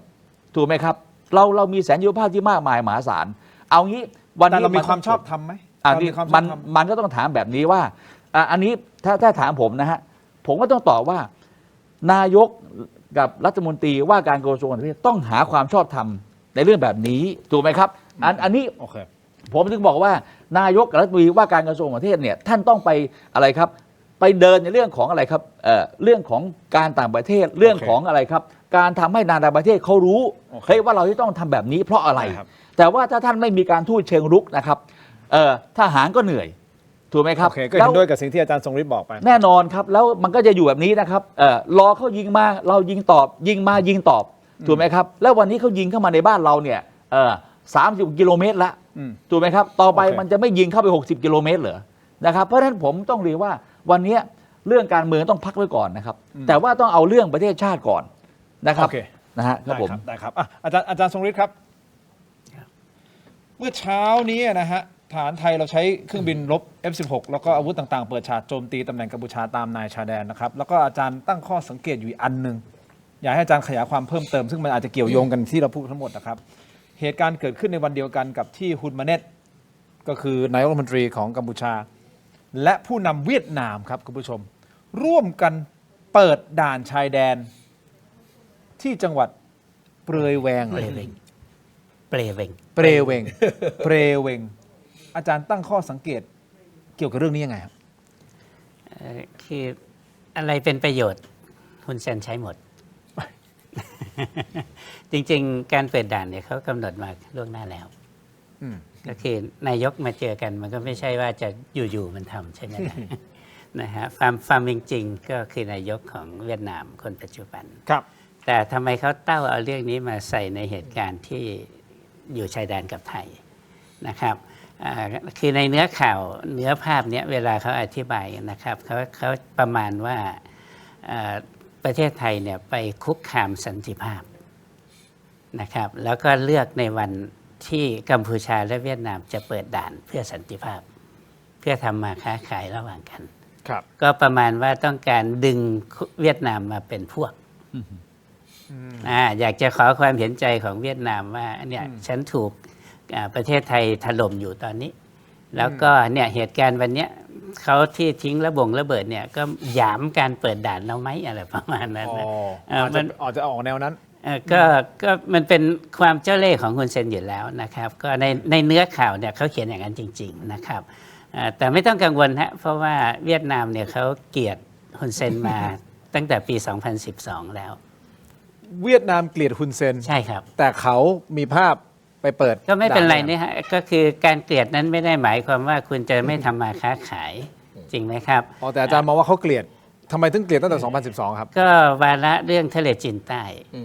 ปี 2012 นี่ฮุนเซนเป็นประธานอาเซียนตอนนั้นจีนยังไม่มีนโยบายวันเบลวันโรดนะครับ 2012 นี่จีนยังยึดโยงเรื่องทะเลจีนใต้ก็คือฉันจะเจรจากับคู่ขัดแย้งแบบทวิภาคีเท่านั้น แต่ทีนี้ 4 ประเทศที่อยู่ในอาเซียนที่ขัดแย้งกับจีนตอนนั้นเนี่ยมาเลเซียฟิลิปปินส์เวียดนามแล้วก็บรูไนเนี่ยอยากจะให้กรอบ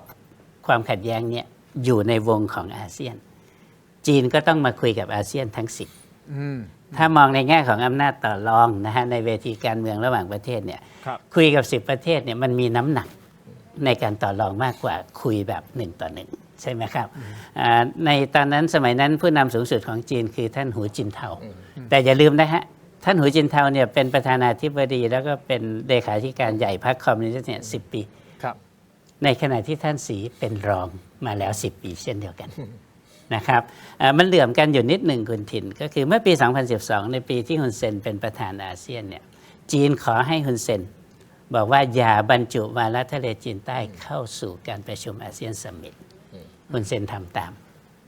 ในขณะที่คู่ขัดแย้งกับจีนในทะเลจีนใต้มีฟิลิปปินส์เวียดนามมาเลเซียและบรูไนปกติแล้วมาเลเซียกับบรูไนเนี่ยจะเลือกที่จะสงบนิ่งแต่ไปผลักหลังให้ฟิลิปปินส์กับเวียดนามเนี่ยชนแทนครับซึ่งฟิลิปปินส์เวียดนามก็สหรัฐอเมริกาใช่แต่ฟิลิปปินส์เนี่ยตอนนั้นเป็นลูกของอาควิโนนะฮะลูกของอาควิโนอาควิโนที่3เบเนดิกต์อาควิโนที่3หรือชื่อเล่นเขาชื่อนอยนะเป็นครั้งแรกของประชุมอาเซียนซัมมิตที่ไม่มีแถลงการร่วมผู้นำและเวียดนามไม่พอใจอย่างยิ่งที่ฮุนเซนทำอย่างนี้ตามที่จีนต้องการเขาเลยโกรธใช่เลยเกลียดใช่ก็นับตั้งแต่ปี 2012 เป็นต้นมาปกติคนจีนผู้นำของกัมพูชาเวลาเจ็บไข้ได้ป่วยจะไปที่ฮานอยตั้งแต่ปี 2012 ไม่มีใครกล้าไปกลัวเข็มเลยมาที่ไทยแทนมาไทยบางคนนะครับฮุนเซนเนี่ยไม่กล้ามาอยู่แล้วเพราะว่าอะไรเพราะว่าตั้งแต่ฮุนเซนยุยงให้เผาสถานทูตไทยแล้วเราเนี่ยมองว่าฮุนเซนไม่เป็นมิตรฮุนเซนเนี่ยเขาไปคือก่อนปี 2012 เนี่ยเขาไปฮานอยนะ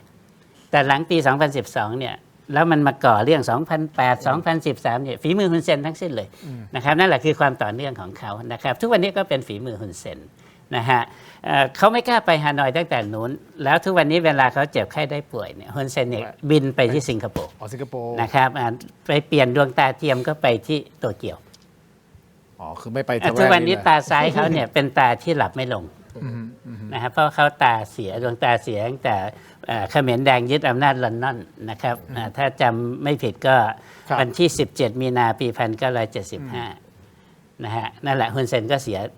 ดวงตาเบื้องซ้ายแต่ว่าก็ยังใช้สายตาใช้ดวงตาเทียมที่ไม่ไฮเทค แต่ทุกวันนี้เขารวย รวยจากอะไรครับ สแกมเมอร์ ชัดเจน ชัดเจน ชัดเจนใช่ไหมฮะ เอาชัดเจน แล้วรวยจากคนไทยนะ เอาผม สแกมเมอร์รวยจากคนไทยนะฮะ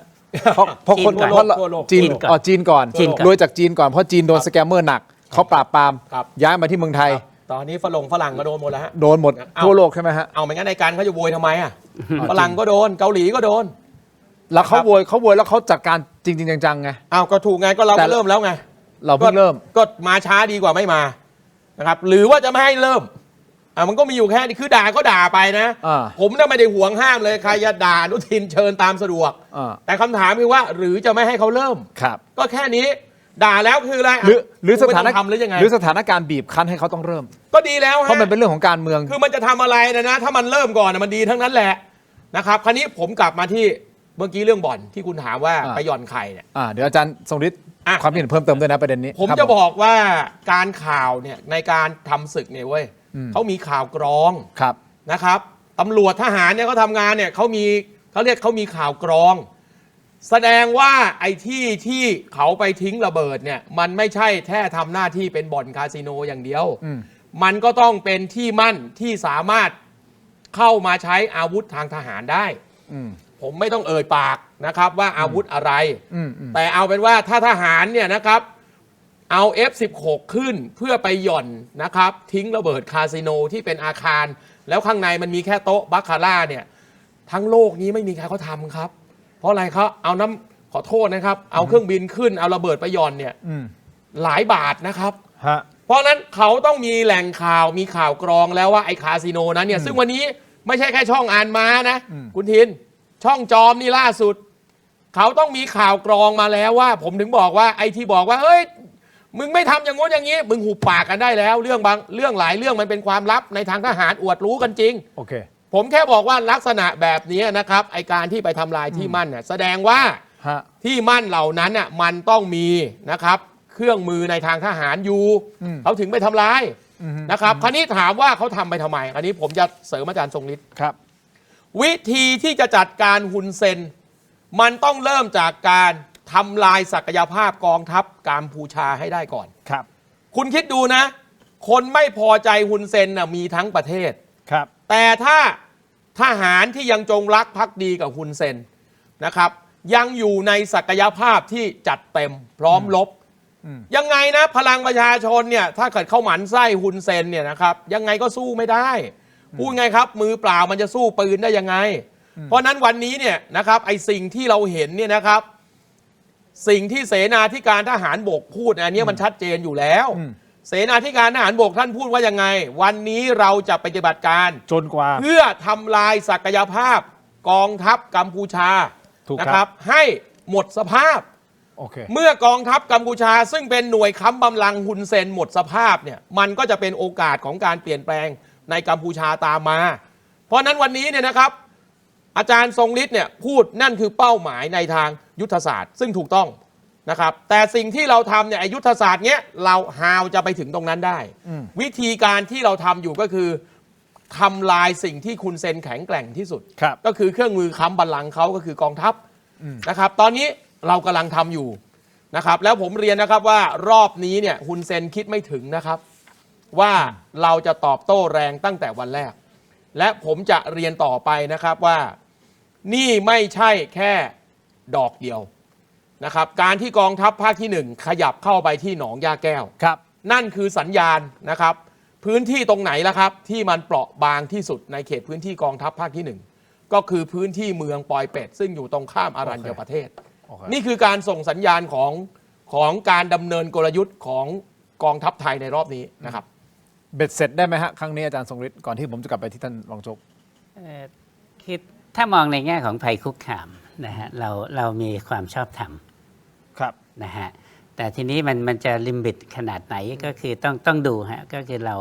ราไม่ใช่ผู้ร้ายแบบฮุนเซน อืม นะครับแล้วเราสามารถลุกจนฮุนเซนขยับได้ยากขึ้นเนี่ยก็เป็นเพราะว่าเราไม่เป็นผู้ร้ายนะครับข้อมูลทุกสิ่งทุกอย่างที่เราเอาไปเสนอสหประชาชาติเนี่ย ฮะ ก็เป็นเพราะว่าเราเก็บรวบรวมจากการที่เรายึดโยง ครับ กฎกติกาของสากลนะครับในขณะที่ฮุนเซนนี่ฉีกทุกอัน ฉีกทุกอันแล้วก็พยายามฟ้องพยายามเมคพยายามเฟกอะไรสารพัดแต่เราไม่ทำนะครับคุณทินสังเกตดูสิเวลาเราไปแถลงต่อสหประชาชาติเนี่ยคือเนื้อทางนั้นนะครับเนื้อแล้วก็ได้ใจความทุกประเทศเนี่ยมองแล้วก็จริงๆแล้วเนี่ยมันประสบความสำเร็จก็คือฮุนเซนขยับไม่ได้ถึงรับเรื่องสแกมเมอร์ใช่ไหมฮะขยับไม่ได้ถึงรับเรื่องอนุสัญญาแต่ว่าทุนระเบิดสังหารบุคคลนะครับไอ้พวกเนี้ยพอมันขยับไม่ได้แล้วเนี่ยแต่ตอนนี้ฮุนเซนพยายามที่จะขยับเพราะว่าไอ้สิ่งเหล่านี้มันรัดเขาไว้แล้วนะครับแล้วเรื่องเขตแดนเรื่อง MOU เรื่องอะไรเนี่ยเขากระดุกกระดิกไม่ได้นะครับแต่ทีนี้พอมันมานั่งพิจารณาดูแล้วเนี่ยก็คือ1จีนก็คือไม่เลี้ยงแล้วนะครับถ้าจะเข้าไปหาอเมริกาก็คือถูกกรงเล็บของพญาอินทรีตะกบแน่นอนนะครับสำรังสีก็จะมาหรือถ้าไม่มีสามก็จะมีคนอื่นนะครับแต่อันนึงถ้าจะมาเล่นกับไทยเนี่ยตอนนี้สถานการณ์การเมืองไทยมันก็เปลี่ยน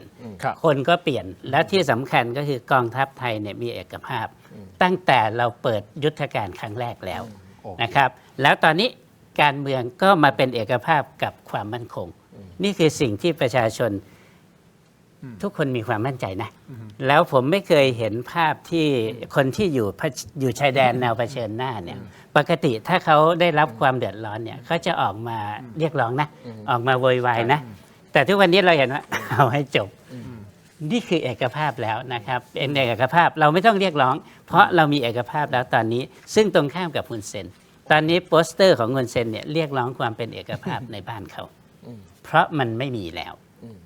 เขาเจอหนักครับแล้วก็เวลาเรามองกองทัพเนี่ยต้องมองอย่างนี้นะครับสิ่งที่เราต้องจับตาต่อไปนี้ก็คือก้าวย่างของรัฐบาลกัมพูชาเอกราชภายใต้สมรังสีและมีแบ็คอย่างมหาอำนาจไม่ว่าจะเป็นยุโรปและอเมริกานะครับแล้วก็มีฉากนำหน้าเรื่องสแกมเมอร์ที่เขาจะลุยเข้าไปตรงนั้นนะครับให้เราดูตรงนี้วันไหนที่สมรังสีประกาศว่าฉันจะนั่งเครื่องบินไปลงที่สนามบินเตโจที่บอดีของฮุนเซนอันนั้นคือจบคนกัมพูชาจะออกมาพรึบทั้งประเทศแล้วเมื่อพรึบแล้วอะไรที่อยู่ที่ตาเขม่าฐานของฮุนเซนเนี่ยมันก็ขยับไม่ได้แหละอันนี้น่าติดตาม น่าติดตามนะครับแต่ขออนุญาตครับทั้งสองท่านเพราะว่ามีข่าวด่วนเข้ามาครับใช่ไหมจับหน้าพี่โจ๊กผมไม่แน่ใจว่าท่านโจ๊กเห็นหรือยังครับจากกพคตรถึงแม้มันไม่ใช่เรื่องของกัมพูชาที่เราคุยกันอยู่แต่ผมคงต้องขออนุญาตได้เอาเลยครับท่านโจงนะครับล่าสุดคณะกรรมการพิทักษ์ระบบคุณธรรมตำรวจทำไมมาช่วงนี้ครับ มาช่วงจังหวะนี้มีมติชี้ขาดออกมาแล้วนะครับว่าคำสั่งให้ออกจากราชการของท่านพลตำรวจเอกสุรเชษฐ์หักพานหรือบิ๊กโจ๊กพร้อมกับลูกน้อง5 นายเป็นคำสั่งที่ชอบด้วยกฎหมายครับอันนี้คาดหวังไว้หรือเปล่าผมไม่แน่ใจโดยคณะกรรมการพิจารณาแล้วเห็นว่าการใช้ดุลยพินิจของพลตำรวจเอกกิตติรัตน์พันเพชรหรือบิ๊กต่ายที่ลงนามคำสั่งก่อนหน้านี้เป็นไปอย่างถูกต้องตามระเบียบจากกรณีที่มีการกล่าวหาว่ากระทำความผิดวินัยร้ายแรงเข้าไปพัวพันกับเว็บพนันออนไลน์และคดีฟอกเงินครับท่านบิ๊กโจ๊กแต่ท่านบิ๊กโจ๊กสามารถใช้ท่านอันนี้มันคนละกรณีกับปกครองสูงสุดเลยผมไม่แน่ใจครับในผมอธิบายนะฮะอันนี้เพิ่งทราบเมื่อกี้พร้อมไม่ฮะผมทราบมาก่อนแล้วเอาละครับโอเคงั้นผมขอเสริมประเด็นนี้เป็นประเด็นงอกหน่อยได้ไหมอาจารย์เพราะว่าท่านนั่งอยู่ตรงนี้แล้วแล้วข่าวด่วนเข้ามาอย่างเงี้ยก็เลยถามท่านเลยฮะคืออย่างนี้นะฮะผมอธิบายให้ฟังคืออย่างนี้คือวันนี้คดีของผมนะฮะคือแบ่งเป็น2 ตอนแล้วกันนะครับในตอนแรกเนี่ยผมมีคำสั่งเขาเรียกว่าระบบเราเนี่ยมีคำสั่ง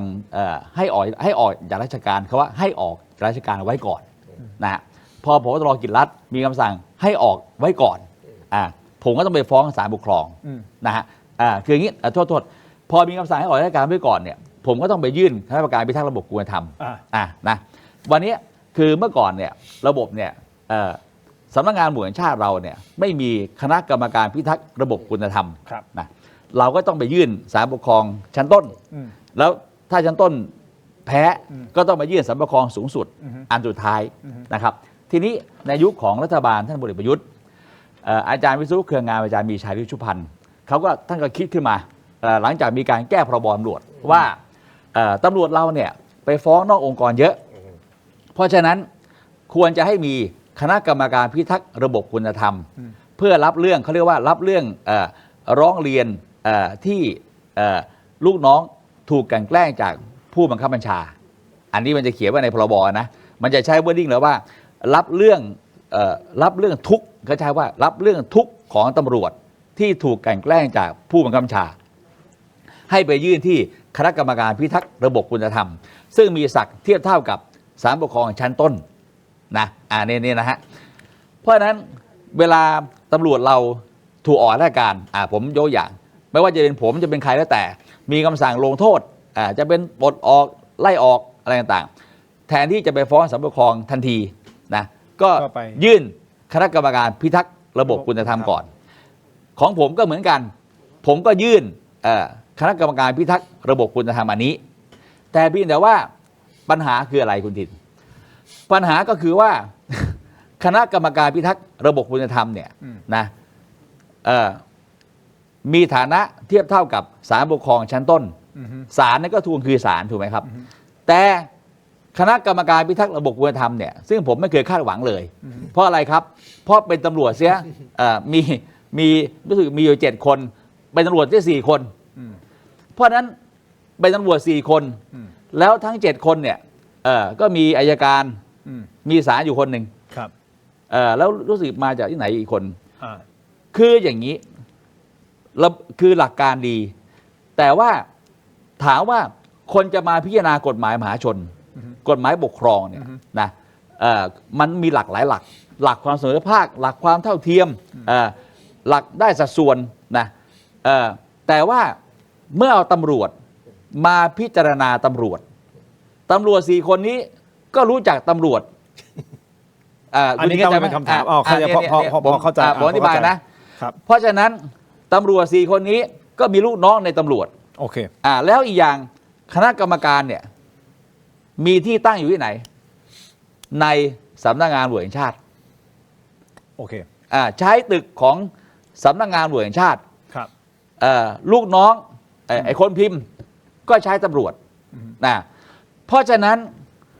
ผมเลยโดนตั้งแต่ดอกแรกแล้วอาจารย์วิษณุออกมาแถลงว่าคำสั่งให้ออกราชการผมเนี่ยไม่ชอบมีกฤษฎีกามีมติน่าจะ10-0น่ะว่าคำสั่งที่ให้ผมออกนั้นไม่ชอบแต่คณะกรรมการพิทักษ์ระบบคุณธรรมคณะเนี้ยไม่เอากฤษฎีกามาพิจารณาเลยเอางี้ในครั้งแรกนะผมยื่นไปเนี่ย6 ประเด็นเชื่อไหมว่าตอบผมมาว่าไงคุณทินตอบผมมาอย่างเดียวว่านี่ผมยังเก็บไปเลยนะคำสั่งนั้นชอบแล้ว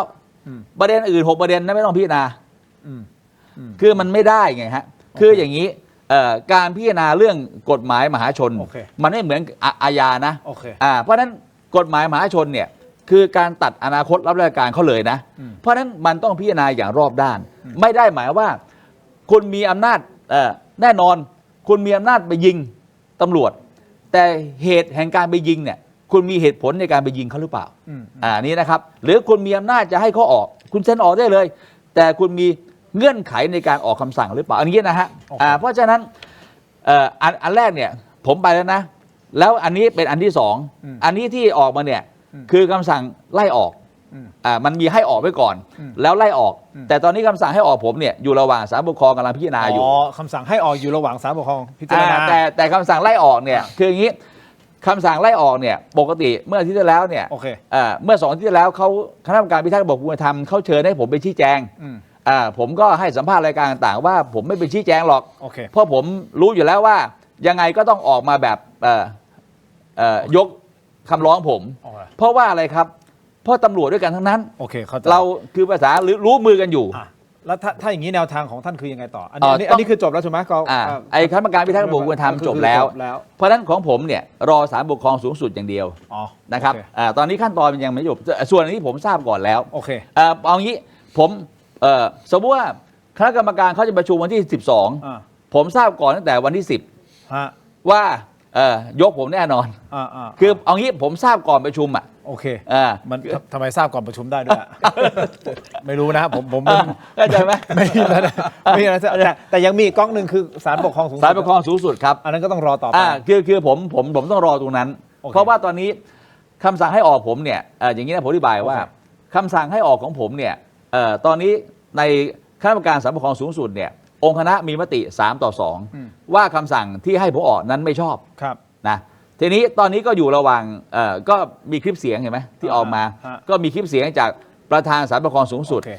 ที่มาแทรกแซงความอิสระขององค์คณะโดยผ่านประธานแผนกแล้วผมก็ฟ้องอาญาทุจริต นั่นคือท่านโจ๊กเคยเล่าในราย เคยเล่าในรายการแล้ว โอเค นะฮะ เพราะฉะนั้นเอาเป็นว่าอันนี้ก็คือรอ ครับรอ โอเครอซึ่ง เพราะฉะนั้น ไม่รู้จะเมื่อไหร่ใช่ไหมครับ ก็น่าจะเร็วๆนี้ผมว่าวันนี้โอเค ผมเนี่ยน่าจะเป็นคนเดียวนะ ฮะ ที่ฟ้องตุลาการศาลปกครองสูงสุดมากที่สุดในประเทศไทย วันนี้ผมฟ้องประธานศาลปกครองสูงสุด ฮะ ผมฟ้องรองประธานศาลปกครองสูงสุดไป2 คนละ แล้วแต่ท่านสุรเชษฐ์ก็โดนฟ้องหลายคดีเหมือนกันใช่ไหมฮะมีคนฟ้องมี ไม่ผมโดนฟ้องตอนนี้ผมมีหลัก1 คดีเรื่องเว็บพนันอยู่ปปช แล้วปปชเมื่อปีที่แล้ว ก็มีมติ12-0ยุติเรื่องผม โอเค นะแต่ว่าไม่ยอมออกมาเพราะว่ารอช่วยท่านต่อศักดิ์อยู่ โอ้โห นะ ยาวแล้วงานนี้ ยาว โอเคเอาเป็นว่า แล้วยาวแล้ว เชิญครับ ยาวแล้ว เอาเป็นว่าตอนนี้คือรอศาลปกครองสูง ร สุ อ ด ศาลปกครองสูงสุดครับ โอเคครับ อันนี้ผมไม่ได้กังวล ได้ นะครับ ได้ครับอย่างนี้คุณผู้ชมครับ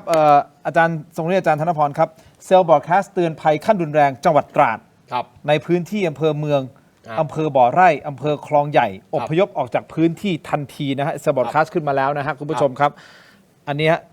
17:46 นาที ครับ ปพทำเซลล์บอร์ดแคสต์เท่ากับว่าตอนนี้สถานการณ์น่าจะตึงเครียดขึ้นมามัน ไม่หรอกฮะคือแนวเนี่ย ละ คือเราต้องเข้าใจอย่างนี้ไงคุณทิน ฮะ จริงๆแพทเทิร์นในรอบนี้ก็ไม่ต่างจากรอบที่แล้วนะรอบที่แล้วเนี่ยนะครับก็มีการชิมลางกันที่จังหวัดตราดนะครับแล้วก็ไล่ไปถึงเนี่ยสระแก้วอะไรก็ว่ากันไป เพียงแต่จุดที่จังหวัดตราดกับที่จังหวัดสระแก้วเนี่ย ครับ เอาผมพูดตรงๆนะครับ ทางกัมพูชาเนี่ยเขาหยั่งเชิงแล้ว โอเค นะครับว่าถ้าเปิดมากเกินไปเนี่ยนะครับ มันก็ไม่ไหวเราพูดกันตรงๆคือช่วงนี้ช่วงกำลังยิงกันอยู่อย่าให้ผมพูดลึกเลย ครับ แต่เอาเป็นว่าเซลล์บอร์ดคาร์ดแจ้งแบบนี้นะครับ ก็แปลว่าระบบพิทักษ์พื้นที่ส่วนหลังของเราเนี่ยก็ต้องเริ่มขยับนะครับ นั่นก็แปลว่านะครับพื้นที่ตรงนั้นเนี่ยนะครับในทางทหารเนี่ยก็คงมีข้อมูลแหละนะครับ มีข้อมูลในทางทหารมีข่าวกรองแหละนะครับว่า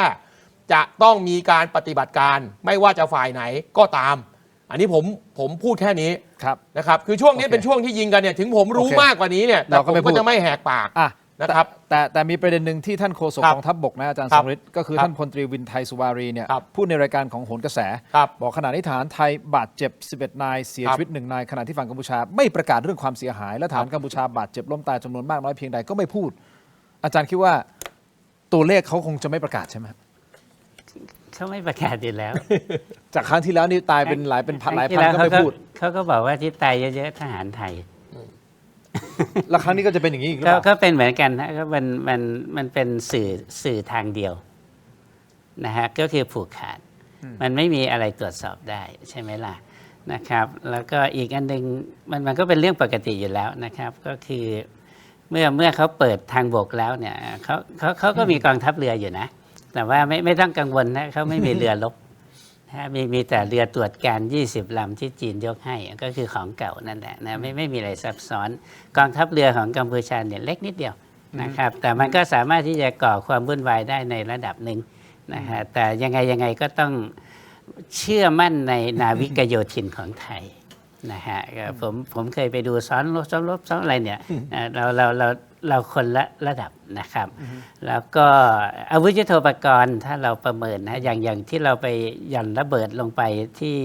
ช่องอันม้าที่เป็นคาสิโนเนี่ย ครับ จริงๆมันหมดสภาพของการเป็นคาสิโนตั้งแต่ 4 เดือนกว่ามาแล้วนะฮะก็คือมันไม่มีใครไปเล่นอยู่แล้ว แล้วชายแดนตรงนั้นเนี่ยมันไม่ใช่ไปง่ายๆนะคุณทินนะครับต้องเป็นคนรวยตั้งใจสู้จริงๆขับรถไปก็เหนื่อยแล้วนะท่านโจ๊กเนี่ยน่าจะทราบดีว่าเวลามันจะไปชายแดนด้านนั้นเนี่ยมันไม่เหมือนปอยเป็ดนะฮะไม่เหมือนปอยเป็ดไม่เหมือนตราดพวกนี้ไปง่ายนะครับแต่ในโซนภาคอีสานเนี่ยมันยากกว่าเยอะนะครับแต่เท่าที่ผมเห็นที่เราไปหย่อนระเบิดเนี่ยเราไม่ได้ถล่มคาสิโน แต่คาสิโนนั้นมันถูกใช้เป็นที่ซ่องสุมอาวุธ เก็บอาวุธยุทโธปกรณ์ไว้เพื่อที่จะเตรียมพร้อมเล่น ปฏิบัติการ เพราะฉะนั้นไอ้สิ่งที่เราบอกว่าเป็นภัยคุกคามเนี่ยก็ถูกต้องแล้ว เพราะคาสิโนมันไม่ใช่คาสิโน มันเป็นคลังแสงแล้วนะครับ เป็นที่เก็บ ก็นั่นแหละก็ต่อไปก็ต้องดูฮะBM 21จอดตรงไหนบ้างอะไรเนี่ยสารพัดเนี่ยผมเชื่อว่ากองทัพไทยสแกนได้หมดแล้วนะครับ คืออย่างนี้ฮะเสริมที่อาจารย์ทรงฤทธิ์พูดนะครับทางด้านของกองทัพภาคที่ 2 ออกมาประกาศใช่ไหมฮะคุณโบได้รับแจ้งจากแหล่งข่าวที่เชื่อถือได้นะฮะกัมพูชาจะใช้จรวดหลายลำกล้อง BM 20เนี่ยฮะขึ้นหน้าจอตอนนี้ทำการยิงเข้ามาอย่างดินแดนไทย เพื่อทำให้เกิดการบาดเจ็บและสูญเสียในชีวิตและทรัพย์สิน โดยอาศัยห่วงเวลากลางคืนที่ยากต่อการตรวจการ และยังทำให้เกิดการตื่นตระหนกต่อประชาชนในพื้นที่ชายแดน เพราะฉะนั้นกองทัพภาคที่ 2 จะยับยั้งป้องกันและตอบโต้ภัยคุกคามนี้อย่างหนักหน่วง และเต็มขีดความสามารถ จึงขอให้ประชาชนอยู่ในที่ปลอดภัย และรับฟังการแจ้งเตือนข่าวสารจากหน่วยงานราชการในโอกาสต่อไป นี่คือกองทัพภาคที่ 2 ออกมาโพสต์แบบนี้นะครับนี่ฮะแล้วก็ยังมีข่าวเพิ่มเติมอันนี้จากข่าวสดใช่ไหมฮะกัมพูชาระดมยิงอาวุธปืนใหญ่ปืนคอ เข้าพื้นที่บ้านหนองยาแก้วหวังให้ฝ่ายไทยถอยออกจากพื้นที่ออกไปนะครับ อันนี้ประมาณ 20 กว่านาทีที่แล้วเมื่อสักครู่นี้เองนะครับ เพราะฉะนั้นตอนนี้สถานการณ์ก็ยังค่อนข้างวุ่นวายในพื้นที่ถ้าคุณทินใช้คำว่าวุ่นวายจะเรียกว่าต้องบอกอย่างนี้ครับว่าในการรบเนี่ยมันไม่วุ่นวายหรอกนะครับเพราะว่าทั้งสองฝ่ายนะครับเขามีแผนอยู่แล้วนะครับเพียงแต่ว่าสิ่งที่คุณทินพูดเนี่ยผมอยากจะมาเรียนอย่างนี้นะครับไอ้เพจที่เขาประชาสัมพันธ์ออกมาเนี่ยมันแสดงให้เห็นว่าฝ่ายเราเนี่ยมีข่าวกรองที่ดีเพราะว่าถ้าฝ่ายเราไม่มีข่าวกรองที่ดีนะคุณทินไอ้ข่าวแบบนี้มันออกมาเตือนไม่ได้นะครับอันนี้คือประสิทธิภาพของเราที่สูงขึ้นนะครับอันนี้ผมอยากจะบอกนี่ก็เป็นเครื่องมือหนึ่งที่ทำให้เห็นว่ารอบนี้นะครับกระบวนการในการต่อสู้ของเราเนี่ยนะครับมีความละเอียดแล้วก็มีการเตรียมการที่ดีขึ้นแล้วก็ใช้เครื่องมือเยอะขึ้นอาจารย์สริเห็นด้วยในประเด็นนี้นะครับใช่ครับนี่ข่าวกรองเลยครับคือกองทัพไทยมีประสิทธิภาพสูงเราอันดับ25ของโลกนะครับโอ้เหรอ25ของโลก25ของโลกกัมพูชาที่เราเห็นการซ่องสมอาวุธไว้เนี่ยปี 2024 กัมพูชาอยู่ที่อันดับ111ของโลกนะครับแต่ล่าสุดเนี้ยกัมพูชาขึ้นมาอยู่ที่99นั่นหมายความว่าอาวุธยุทโธปกรณ์เขาสั่งสมมานะฮะเขาก็คือพร้อมที่จะเปิดกับเรานั่นแหละแต่พอเปิดรอบแรกเนี่ยเท่าที่ผมไปถามกองทัพภาค1ภาค2ที่ยิง BM 21มาแล้วรอบแรกเนี่ยมากกว่า900นัดก็ประมาณ980นัดแล้วก็ที่เราหย่อนลงไปเนี่ยก็คือไอ้ BM 21มันคือมันใช้การไม่ได้แล้วนะครับเขามี400กว่าเซตนะฮะที่เขามีแต่ใช้ได้เนี่ยประมาณ200นิดแล้วก็โดนหย่อนไปแล้วเนี่ยประมาณ40-50นะครับแล้วก็คือถึงคุณจะเหลืออยู่ประมาณ100กว่านี่นะฮะแต่กระสุนไม่มีถูกจีนไม่เอามาเติมจีนไม่ส่งให้ฮะจีนไม่ส่งให้จีนไม่เติมก็จบครับคือคุณจะเหลือแต่แท่นยิงไงแต่คุณไม่เหลือจรวดถ้าวิเคราะห์กันนี้นั่นหมายความว่าเขาก็ยืนพื้นยืนระยะยาวไม่ได้ใช่ไหมไม่ได้ครับไม่ได้ก็แสดงว่าเกมนี้น่าจะจบเร็วในมุมของอาจารย์คุณทินจำได้ก่อนที่จะไปถามที่อาจารย์คุณทินจำได้ไหมที่ผมเคยบอกว่าจริงๆรอบแรกที่ยิงกันตั้งแต่คืนวันแรกนะครับอันนี้ผมก็มาทราบทีหลังก็เพราะว่าได้นัดหมายคุยกับทางสถานทูตเวียดนามไว้นะครับแต่จริงๆนัดล่วงหน้ากันแล้วก็เลื่อนกันมาแต่พอมาเจอกันจริงๆหลังจากที่หยุดในการสงคราม4วันเกือบ5วันเต็มๆเนี่ยนะฮะ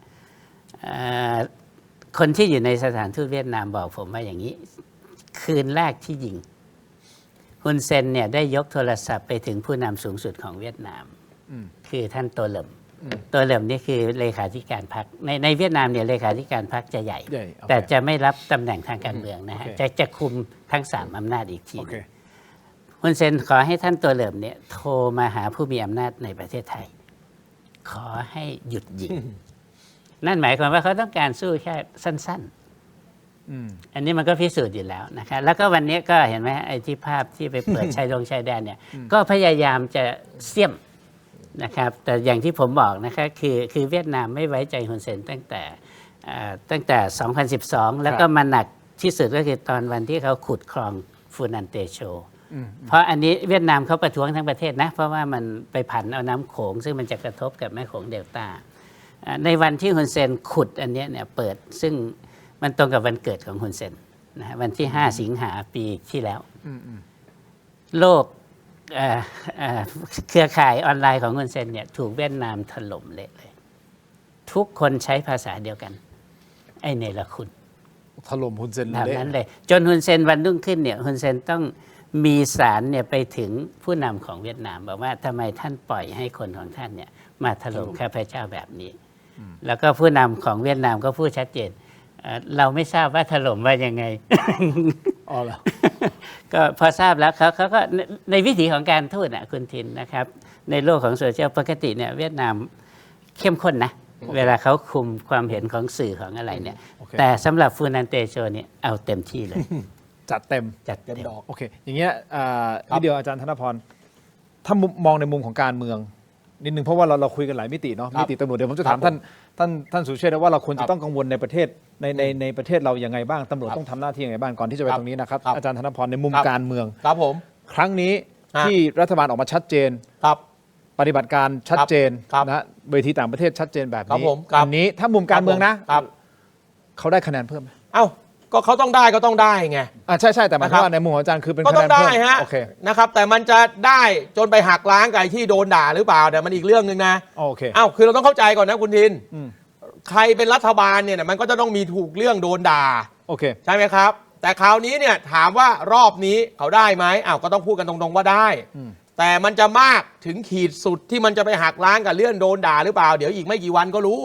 เพราะเดี๋ยวยุบสภาเลือกตั้งใหม่ก็ทราบนะครับอันนี้ไม่ใช่เรื่องซับซ้อนอะไรในทางการเมืองนะครับแต่ผมจะบอกว่านะครับจริงๆแพทเทิร์นที่ทำตัวเป็นเดอะแพทริออตเนี่ยไม่ใช่คุณอนุทินคนเดียวเมื่อก่อนนี้บารักโอบามาก็ใช้นะครับไอตอนไปเอาหน่วยซิลไปไล่ฟาดโอซามาบินลาเดนน่ะจอร์จWพุทธก็ใช้คือท่านี้ไม่ใช่ท่าไม้ตายสำหรับผู้นำทั่วโลกก็ใช้ท่านี้ไม่ได้แปลกประหลาดอะไรสำหรับผมนะครับแต่ที่ผมพยายามบอกเนี่ยว่าวันนี้เนี่ยนะครับเราจะบอกว่าเขาเจ๋งไม่เจ๋งเนี่ยนะครับเราก็ต้องมองในเชิงเปรียบเทียบนะครับคือเปรียบเทียบในสิ่งที่มันผ่านมาแล้วเนี่ยนะครับแน่นอนครับวันนี้ใครจะด่าหนูเชิญด่าครับเพราะเป็นสิทธิ์เลยว่ากันไปเป็นนายกแต่ถ้าเปรียบเทียบกันในเชิงนะครับเอาหมัดต่อหมัดนะครับในสถานการณ์เดียวกันกับรอบที่แล้วเนี่ยใครที่บอกว่ารอบนี้นะแย่กว่ารอบที่แล้วเนี่ยโอเคถ้ามาเปรียบเทียบอย่างนั้นผมคิดว่าผมคิดว่าอันนี้ไม่ใช่แล้วคือผมไม่อยากจะพูดอะไรให้มันหนักกว่านี้จริงๆเข้าใจลงรายละเอียดอะไรได้มากกว่านี้คราวนี้อยากจะปิดประเด็นนิดเดียวคือนะครับผมอยากจะบอกว่ารอบนี้นะครับเราจะเห็นได้ว่าการเคลื่อนที่ดำเนินกลยุทธ์ของเราเนี่ยฝ่ายอีสานปุ๊บนะครับผบ.เหล่าทัพเห็นภาพเดียวกันการประสานเครื่องมือเนี่ยมันแนบเนียนผมอยากจะบอกอีกอย่างหนึ่งนะครับว่าวันนี้เนี่ยคุณทินจะเห็นว่าเรารบมาเนี่ยเราจะเห็นว่าการสูญเสียของฝ่ายเราเมื่อเทียบกับครั้งที่แล้วเนี่ยต้องบอกว่าเราลดได้เยอะนะครับเพราะ1ข่าวกรองเราแม่นยำกว่า2เครื่องไม้เครื่องมือในที่ที่คุณมองไม่เห็นเราครบเครื่องกว่าเยอะนะครับผมบอกให้นิดเดียวครับว่าวันนี้เนี่ยทหารที่เราเห็นเขายิงกันวันนี้เขารบบนอวกาศด้วยนะครับอะไรที่เรามีเนี่ยกัมพูชาไม่มีนะครับและเราใช้เครื่องมือนั้นอยู่ไม่อย่างนั้นข่าวกรองไอ้เรื่อง BM21 จะยิงคืนนี้ออกมาไม่ได้อาจารย์ท่านรองโจ๊กด้วยผมนั่งอ่านคอมเมนต์ไปด้วยเนาะแล้วก็มีคนก็บอกว่าเนี่ยบิ๊กโจ๊กด่ารัฐบาลด่าทุกทีเอาอวยรัฐบาลอวยแค่นี้แหละอาจารย์อวยรัฐบาลอาจารย์จ้าเป็นภูมิใจไทยบิ๊กโจ๊กด่ารัฐบาล2 คนมาอยู่บนเวทีเดียวกันอาจารย์สงฤทธิ์กูด่าคุณเซนมันกลายเป็นว่าท่านโจ๊กถามจริงครับบางอย่างคืออคติแล้วก็แบบซัดคุณอนุทินหรือว่ารัฐบาลภูมิใจไทยหนักกันว่าอาจารย์จ้าก็ถามว่าเชียร์ไม่เชียร์อันนี้แล้วแต่คุณผู้ชมตัดสินนะผมไม่ตัดสินแต่ว่าอย่างนี้ผมเรียนนิดหนึ่งว่าคืออย่างนี้นะฮะคือวันนี้เราต้องเข้าใจว่ารัฐบาลอนุทินเนี่ยมาด้วยความคาดหวังของประชาชนนะคือรัฐบาลทักษิณเนี่ยเราต้องยอมรับว่าเราต้องเข้าใจอุปนิสัยท่านนะโดยเฉพาะผมเนี่ยเห็นมานานมากแล้วคือท่านเนี่ยอะไรก็ตามเนี่ยยามที่ท่านมีอำนาจเนี่ย ท่านจะมาด้วยผลประโยชน์ทับซ้อนหมดนะครับมารอบนี้ก็ไม่เข็ดนะก็ทำเหมือนเดิมอีกนะครับนะเพราะฉะนั้นวันนี้ในยุครัฐบาลที่แล้วไม่ว่าจะเป็นรัฐบาลเศรษฐารัฐบาลอุ๊งอิ๊งมันไม่มีอะไรที่พัฒนาเลยนะจะปราบอะไรก็ปราบไม่ได้นะจะปราบคอลเซ็นเตอร์ปราบโรแมนต์สแกมปราบเว็บพนันก็เป็นศูนย์นะแล้วแถมไม่พอก็ยังเพิ่มเป็นเท่าทวีคูณนะเศรษฐกิจก็แก้ไม่ได้ล้มเหลวหมดปัญหาในชายแดนทหารก็สายหัวนะครับเพราะฉะนั้นวันนี้เมื่อมาถึงรัฐบาลอนุทินนะครับนะเพราะฉะนั้นมันเป็นรัฐบาลที่มาด้วยความคาดหวังนะครับเหมือนแบบคุณอุ้งอิงไปแล้ว เราก็คาดหวังกับรัฐบาลไม่ว่าจะเป็นรัฐบาลอะไรก็แล้วแต่ที่มาเป็นของคุณอนุทินผมไม่ได้มีอคติกับคุณอนุทินแต่เพียงแต่ว่าวันนี้เมื่อท่านมาพร้อมความคาดหวังนะครับแล้วก็ท่านมี authority มากนะครับท่านมีการสนับสนุนจากกลุ่มอนุรักษ์นิยมนะฮะเพราะฉะนั้นวันนี้ทุกอย่างเนี่ยมารวมอยู่ที่ท่านหมดนะครับนะเพราะฉะนั้นวันนี้การแก้ปัญหาหลายๆเรื่องของท่านเนี่ยไม่ว่าจะเป็นสแกมเมอร์หรือเว็บพนันนะอันเนี้ยแต่ว่าสิ่งที่ผมเห็นท่านทำตั้งแต่แรกก็คือท่านก็จะบอกอยู่แล้วว่าแม้แต่ทั้งเรื่องคอนเซ็ปต์เรื่องสแกมเมอร์เนี่ยท่านก็บอกว่าท่านตั้งอะไรคณะนู้นคณะนี้ต่างใช่ไหมปราบสแกมเมอร์แต่ท่านไม่ได้พูดถึงเว็บพนัน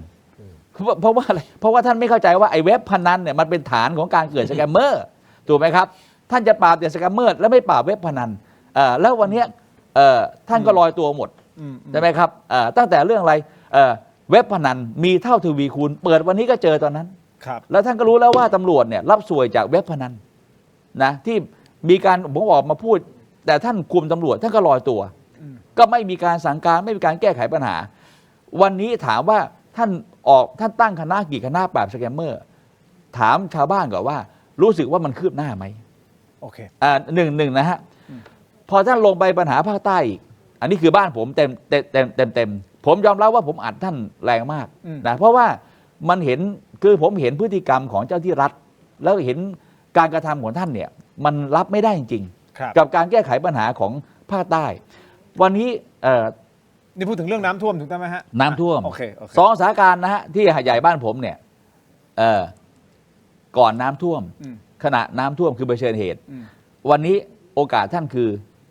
ฟื้นฟูเยียวยานะถามว่าขยะเนี่ยวันนี้ขยะเต็มไปหมดนะแล้วท่านผมถามว่าวันนี้มันมีแต่เอกชนช่วยกับเอกชนเนี่ยวันนี้ผมถามว่า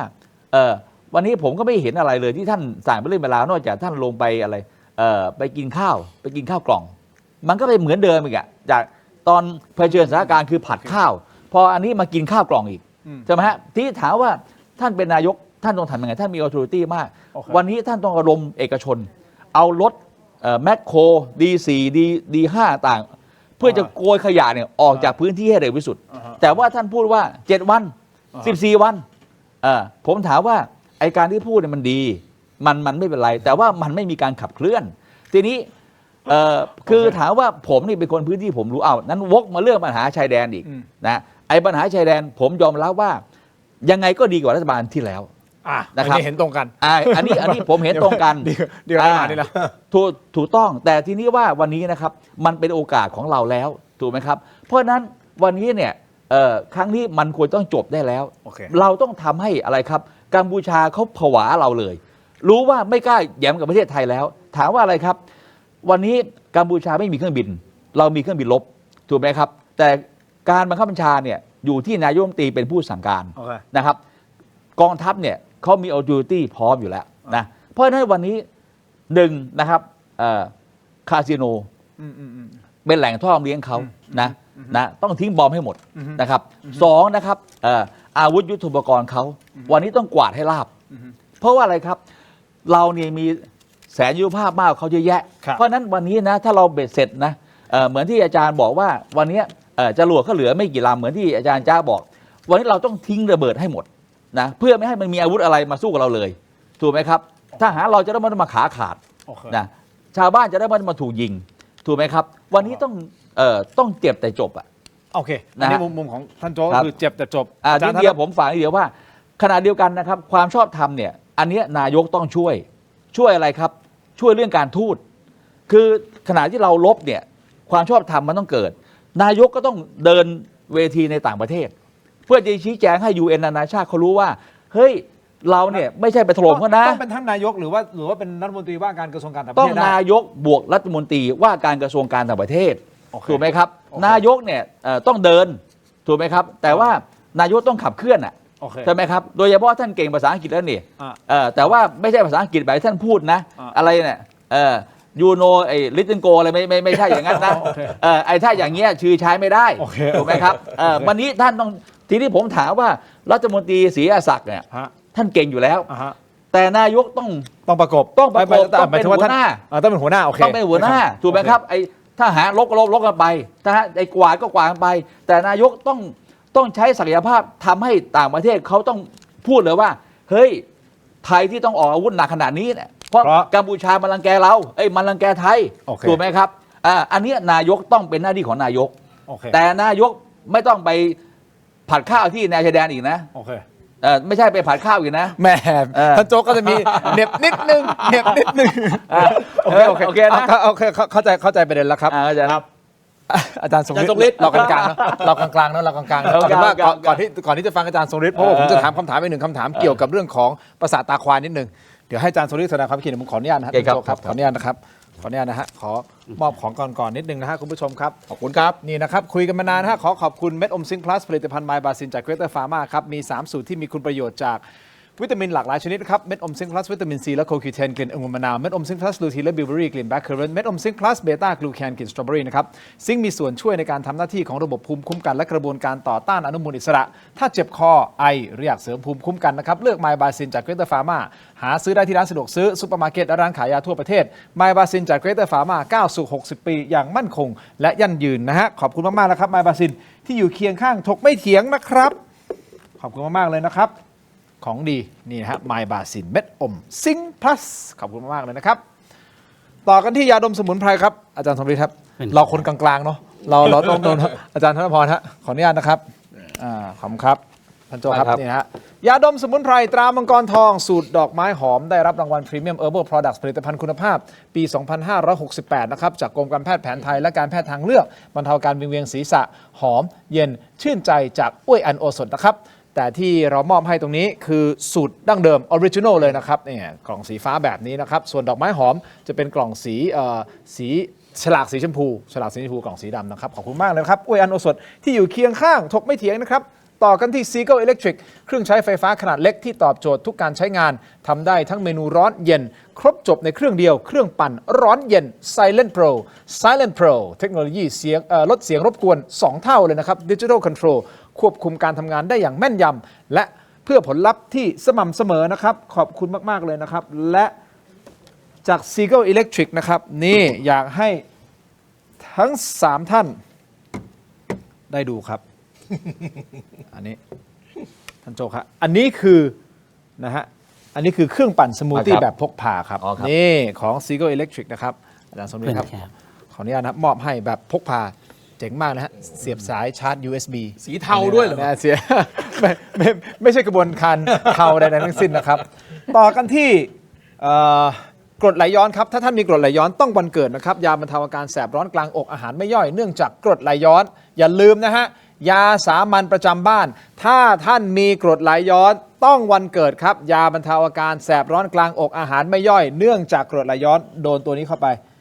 แจ่มเลยนะครับดีเลยนะฮะขอบคุณมากๆครับวันเกิดนะครับที่อยู่เคียงข้างถกไม่เถียงครับต่อกันที่ Compact Brake นะครับก้าวล้ำไปอีกขั้นกับนวัตกรรมความปลอดภัยล่าสุดครับ Compact Primo Gen 2 สูตรพระเบรกเกรดพรีเมียมนะครับมาพร้อมกับเทคโนโลยีใหม่นะครับ Zero Water Absorption Technology ครับที่เพียบพร้อมด้วยมาตรฐานความปลอดภัยระดับโลกครับพร้อมแล้วที่จะทำให้ทุกเส้นทางอยู่ในคอนโทรลของคุณครับจัดจำหน่ายแล้ววันนี้ที่ร้านอะไหล่ชั้นนำทั่วประเทศนะครับและ Compact Premium Service Center Compact Primo Gen 2 All in Control ขอบคุณมากๆนะครับที่อยู่เคียงข้างถกไม่เถียงนะครับ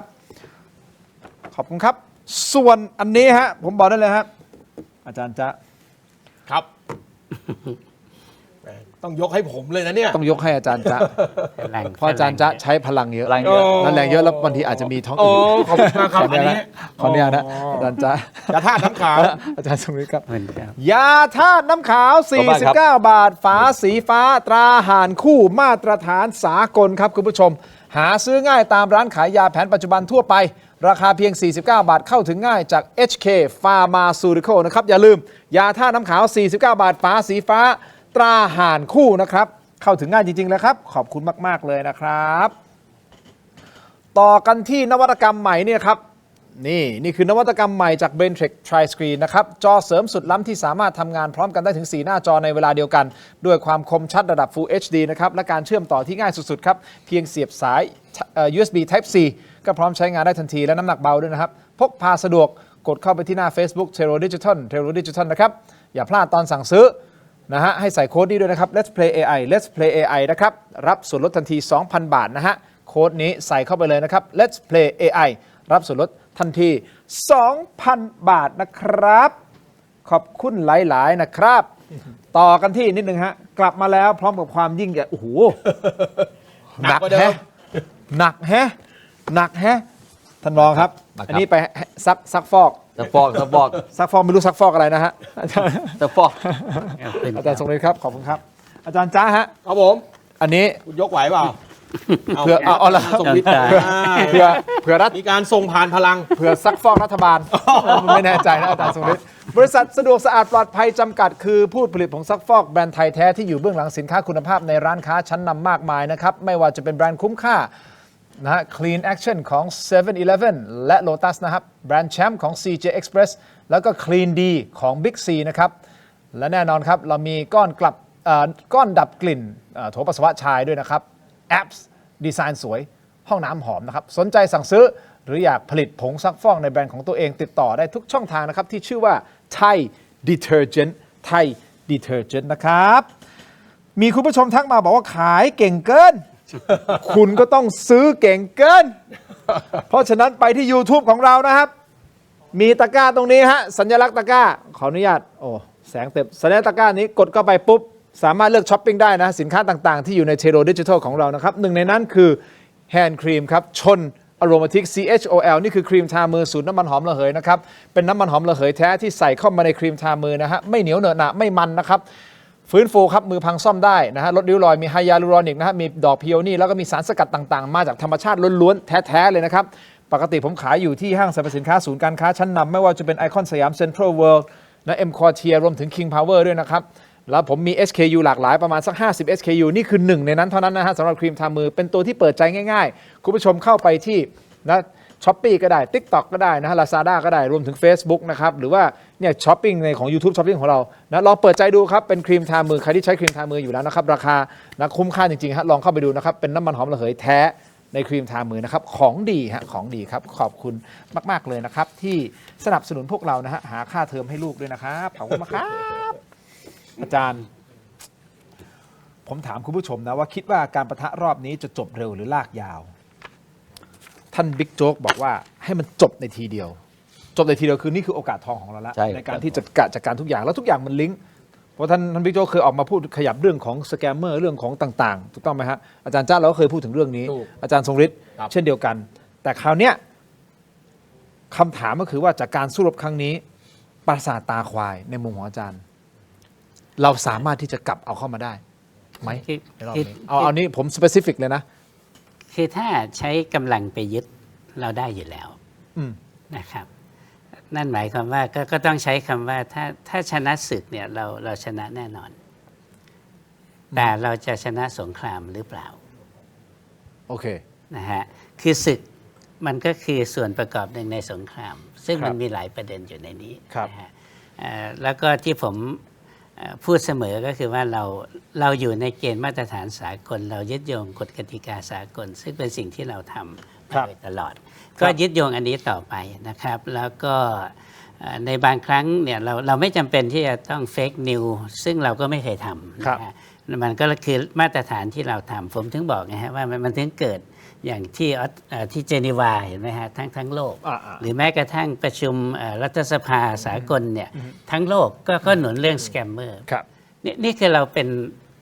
เป็นคนนำในเรื่องของพวกนี้แล้ว ครับ ปัจจุบันนะ ค ค รั รับ บส่วนเรื่องชายแดนเนี่ยมันเป็นเรื่องทวิภาคี ซึ่งเราก็ยึดโยง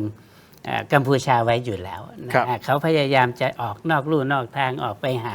ต่างประเทศดึงมหาอำนาจเพราะเขายึดติดกับสิ่งที่เขาเคยได้ปราสาทพระวิหาร เพราะมหาอำนาจทำให้เขาได้ เขาก็คิดอยู่แค่นั้น แต่โลกทุกวันนี้มันเปลี่ยนไปคุณทินนะครับ แล้วก็ขั้วทางอำนาจของโลกมันก็เปลี่ยนไปนะครับเรื่องคุกคามเรื่องทางการเมืองเรื่องสงครามเย็นอะไรมันไม่มีอีกแหละสงครามทุกวันนี้เนี่ยก็คือว่ามันเป็นสงครามก็คือว่าฉันจะทำเพื่อให้ประเทศชาติฉันเนี่ยได้มากที่สุด อเมริกาก็ทำในเรื่องแบบนี้อยู่แล้วจีนก็ทำใช่ไหมครับเพราะฉะนั้นอย่างที่อาจารย์จะพูดเนี่ยก็คือว่าเราไม่ได้เป็นริ้วล้อไม่ได้เป็นบริวารของใครนะฮะตั้งแต่มัน globalization แล้วเนี่ยแล้วเราก็อยู่ในจุดที่ว่าเราครบได้หมดถ้าคุณไม่บ่อนทำลายประเทศฉันนะครับ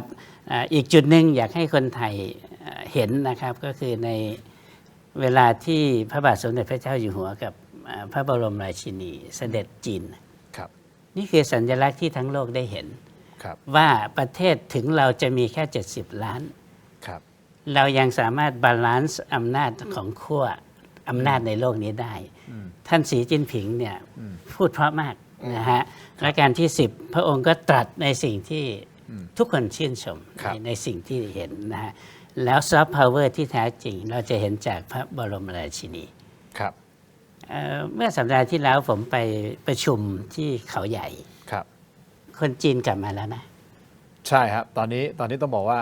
ชนอารมณ์ที่ของเรา ขอท้ายอินนิดหนึ่งครับคนจีนเริ่มกลับมาใช่ครับเรารู้สึกได้ใช่ครับนั่นแหละใช่ครับก็เป็นเพราะการเสด็จของพระองค์ครับชัดเจนต้องนะเอาอย่างนี้นะครับเราชนะศึกได้ เราต้องชนะสงครามด้วยซึ่งเราชนะสงครามได้ป่ะก็อยู่ที่เราละหนึ่งเราอย่าพลาดนะครับเขาเป็นโจรเขาเล่นไม่ซื่อมาแล้วเราอย่าไปตอบโต้แบบนั้นนะครับแล้วเราก็ใช้เทคโนโลยีเหมือนเรามีดาวเทียมนะฮะเรามีทุกวันนี้มี4 ดวงที่ยังใช้กันนะครับเพราะนั้นเราใช้ตรงนี้ได้แล้วก็ไอ้เปิดครั้งล่าสุดเนี่ยทหารไทยเราเนี่ยมีกล้องติดที่หมวกทุกคนใครยิงก่อนมีบันทึกเขียนหมดเลยไม่ต้องกลัวฮะเรามีเทคโนโลยีเราชนะศึกได้แต่เราต้องชนะสงครามเพื่อที่จะจบปัญหานี้แล้วเป้าหมายในระยะเฉพาะหน้านี้คือตระกูลหุ่นอย่างเดียวโอเคครับก่อนที่จะไปจบที่อาจารย์จ้าเพราะอาจารย์จ้าผมอยากให้อาจารย์จ้าพักเสียงแป๊บหนึ่งผมมาที่ท่านโจนิดเดียวสั้นๆท่านโจครับสรุปแบบกลมๆตำรวจมีความสำคัญยังไงในเหตุการณ์ไทยกัมพูชาเพราะว่าตำรวจตระเวนชายแดนก็ดีหรือแม้แต่ตำรวจในเรื่องของความปลอดภัยเพราะว่าจีนตอนนี้กลับมาแล้วถูกต้องไหมครับชาวจีนกลับมาแล้วแต่ก่อนหน้านี้ที่เขาไปเพราะว่าเขากลัวเรื่องของความปลอดภัยในประเทศของเขาด้วยท่านอยากให้ท่านโจสรุปภาพรวมว่าเราในมุมนี้ต้องทำยังไงตำรวจคืออย่างนี้นะครับวันนี้ตำรวจเนี่ยนะฮะเราต้องพูดภาพรวมทั้งประเทศนะครับวันนี้จากการเสด็จพระดำเนินขององค์พระบาทสมเด็จพระเจ้าอยู่หัวนะส่งผลให้รัฐบาลจีนเนี่ยสนับสนุนให้คนจีนมาเที่ยวประเทศไทยนะเพราะฉะนั้นสิ่งที่ตำรวจต้องทำนะก็คือการสร้างความเชื่อมั่นนะความปลอดภัยนะครับทีนี้การสร้างความเชื่อมั่นความปลอดภัยเราต้องทำยังไงนะเราต้องเริ่มตั้งแต่นะครับวันนี้เราทิ้งปล่อยปละละเลยมานะยาวนานจนกระทั่งเราต้องกวาดทั้งคนจีนดำจีนเทาคนไม่ใช่เฉพาะจีนดำจีนเทาคนผิวสีนะที่มาแฝงตัวอยู่ในประเทศไทยเขาเรียกว่าโอเวอร์สเตย์นะโอเวอร์สเตย์วันนี้อยู่ในประเทศไทยเป็น 20,000 คนนะเพราะฉะนั้นเราต้องกวาดพวกนี้ออกนอกแผ่นดินไทยเพราะว่าบุคคลที่อยู่โดยโอเวอร์สเตย์พวกนี้อยู่ผิดกฎหมายก็ไม่สามารถประกอบอาชีพโดยผิดกฎหมายได้ก็ต้องก่ออาชญากรรมก็ต้องก่อใครส่วนใหญ่ก่อกับชาวต่างชาติก่อชาวต่างชาติเพราะอะไรครับเพราะว่าถ้าก่อคนไทยเนี่ยมีปัญหาแน่แต่ถ้าก่อเหตุกับชาวต่างชาติเดี๋ยวชาวต่างชาติ3 วันเดี๋ยวเขากลับละถ้าลักทรัพย์เขาก็ไม่อยากจะวุ่นวายแล้วไปแจ้งความโรงพักก็แจ้งไม่ถูกทีนี้ประเด็นเหล่านี้เราต้องเริ่มตั้งแต่วันนี้นะครับนะ2นะครับเราต้องอาศัยจังหวะแบบนี้นะที่นานาประเทศเนี่ยนะครับนะร่วมมือกันเนี่ยยึดทรัพย์กวาดล้างคอนเซนเตอร์นะครับเราต้องวันนี้โอเค สแกมเมอร์เนี่ยมันอาจจะยังไม่ขยับมาตั้งในบ้านเรามากนักนะครับแต่สิ่งที่เราทำก็คืออะไรครับนะการรวบรวมข้อมูลจากผู้ที่ตกเป็นเหยื่อ โอเค อาชญากรรมนะสแกมเมอร์นะแล้วสืบสวนไล่เส้นทางการเงินนะครับไล่พิกัดนะครับโอเคฝั่งกัมพูชาเนี่ยเราเข้าไปทำงานไม่ได้หรอกลบกันอยู่ แต่เราก็ไปดูประเทศอื่นที่ฐานตั้งอยู่ เช่นเวียดนามนะลาวนะหรือว่ามาเลเซียนะครับเพราะฉะนั้นจะหลอกคนประเทศไหนต้องใช้คนประเทศนั้นนะเพราะฉะนั้นเราก็ไปไล่ตามประเทศต่างๆคือวันนี้ผมต้องกลับเรียนอย่างนี้นะครับว่าวันนี้การที่ประชาชนหรือคนเอางี้คนต่างชาติจะมาเที่ยวมากเที่ยวน้อยมันอยู่ที่ความอุ่นใจความเชื่อมั่นถ้าเราทำจริงนะครับนะเราทำได้นะมันจะสะท้อนไปถึงคนเหล่านี้เองนะครับนะเพราะฉะนั้นวันนี้สิ่งที่ตำรวจต้องทำอีกส่วนหนึ่งนะครับวันนี้เรามีปัญหาสถานการณ์ทั้งหาดใหญ่ทั้งแนวชายแดนนะสิ่งที่หน้าที่ตำรวจคือถ้าหาดใหญ่วันนี้ต้องจัดการจราจรนะครับเอาตำรวจลงดูเรื่องลักวิ่งชิงปล้นนะพอมาฟังแนวชายแดนวันนี้ไม่ว่าจะเป็นสระแก้วอารันต้องดูเรื่องอะไรครับหนึ่งปัญหาเรื่องขโมยขโจรพอมันชุลมุนแล้วเนี่ยบ้านเรือนประชาชนไม่อยู่บ้านบ้างไม่อะไรบ้างนะครับคราวนี้โจรมันจะเยอะละเพราะฉะนั้นหน้าที่ตำรวจคือต้องดูเรื่องความปลอดภัยภายในพื้นถิ่นอันนี้เป็นหน้าที่ของเรานะครับส่วนตำรวจตชดเนี่ยเป็นกำลังแค่สนับสนุนอยู่แล้ววันนี้พบตรอาจจะเอากำลังตชดเนี่ยมาบูรณาการในพื้นถิ่นนะครับเพื่อจะดูแลบ้านเรือนประชาชนที่เขาต้องทิ้งบ้านมานะครับเขาต้องมาอยู่ในที่หลบภัยต่างๆอย่างนี้เป็นต้นนะครับภาพรวมประมาณนี้นะ ภาพรวมประมาณนี้ ครับด้วย ครับ ต่อที่อาจารย์ท่านพรปิดท้ายผมหน่อยครับ ปิดท้าย เรื่องราวทั้งหมดทั้งมวลนะ ก็คำว่าปิดท้าย แค่นี้เลยนะอาจารย์ เอาคุณมีอะไรจบเราจบศึกได้ครับผมสงครามครับผมจบได้หรือเปล่าคือเราเป็นประเทศเพื่อนบ้านกันนะฮะแล้วมันก็ตีกันมาแบบนี้ตั้งนานแล้วนะครับนี่ไม่ใช่ครั้งแรกแล้วนี่ก็ไม่ใช่ครั้งสุดท้ายแต่ประเด็นก็คือว่าอย่างที่ผมบอกไงครับรอบนี้เรามีเป้าหมายชัดเจนว่าเราต้องการทำลายจุดที่แข็งแกร่งที่สุดของระบอบฮุนเซนระบอบฮุนเซนอยู่ได้ด้วยอะไรครับด้วยความแข็งแกร่งของกองทัพกัมพูชาถ้ารอบนี้เราสามารถทำลายศักยภาพของกองทัพกัมพูชาได้มันก็เป็นจุดเริ่มต้นในการนับหนึ่งที่ทำให้ระบอบฮุนเซนเนี่ยมันล่มสลายเมื่อระบอบฮุนเซนมันล่มสลายนะครับภัยคุกคามของเราเนี่ยมันก็ลดลงมันไม่ได้แปลว่าไม่มีนะคุณทินเราเห็นไม่ตรงกับมาเลเซียก็หลายเรื่องเราเห็นไม่ตรงกับเมียนมาก็หลายเรื่องเราเห็นไม่ตรงกับเพื่อนบ้านอย่างเราอย่างสปป.ลาวก็หลายเรื่องนะครับแต่สิ่งหนึ่งนะครับที่เราเห็นจากแตกต่างจากประเทศอื่นก็คือว่าเพื่อนบ้านของเราอยู่รั้วติดกันนะครับไอการมองต่างกันมันเจรจากันได้มันจบเพราะนั้นในเมื่อวันนี้ตระกูลฮุนเป็นตัวปัญหาเรากำลังทำหน้าที่ในการทำลายไม้ค้ำยันตระกูลฮุนเซนอยู่โว้ยตอนนี้ที่ทำอยู่ตอนนี้และมันไม่ใช่เป็นประโยชน์แค่คนไทยนะครับวันนี้สิ่งที่ตระกูลฮุนเนี่ยนะครับอยู่เนี่ยเขาคืออาชญากรของโลกถ้าสิ่งที่เราทำมันสำเร็จนะครับนี่คือคุณประโยชน์ที่เราทำให้กับโลกใบนี้ด้วยเพราะฉะนั้นครับถ้าคุณเซนไม่อยู่อันนั้นคือสงครามจบถูกต้องอาจจะจบถูกโอเคครับมันจะมีคนอื่นมาอะไรมาก็ว่ากันเอาแค่ประมาณตรงนี้ก่อนเพราะเราอยู่กันไม่เกิน100สักคนหรอกเหมือนอาจารย์สุริอยากจะพูดอะไรนิดนึงหรือสั้นๆนะอาจารย์นิดเดียวนั่นแหละฮะปัญหามันก็มีทุกด้านอยู่แล้วนะครับสำคัญสุดคือความสัมพันธ์ระหว่างประเทศถ้าความสัมพันธ์ดีมันก็คุยกันได้รู้เรื่องดีครับโอเคครับคุณผู้ชมครับเราถามท่านนะฮะคุณคิดว่าปะทะรอบนี้จะจบเร็วหรือลากยาวเอาผลขึ้นมาเลยนะจบไม่กี่วันภายในไม่กี่วัน 38% ฮะยืดเป็นสัปดาห์ 23% ครับบานปลายเป็นเดือน 22% ไม่แน่ใจอยู่ที่ 17%นะเท่ากับว่าคิดว่าน่าจะจบภายในไม่กี่วันอันนั้นเป็นความคิดเห็นคุณผู้ชมผมให้เวลา7วันโอเคครับ 11,000 กว่าโหวตนะฮะขอบคุณทุกท่านสำหรับโหวตที่โหวตเข้ามาทุกคอมเมนต์ด้วยนะครับขอบคุณอาจารย์ทั้งสองท่านสวัสดีครับขอบคุณอาจารย์ตรงนี้ครับทั้งหมดนี้คือตัวเชียร์ครับลาไปก่อนครับสวัสดีครับ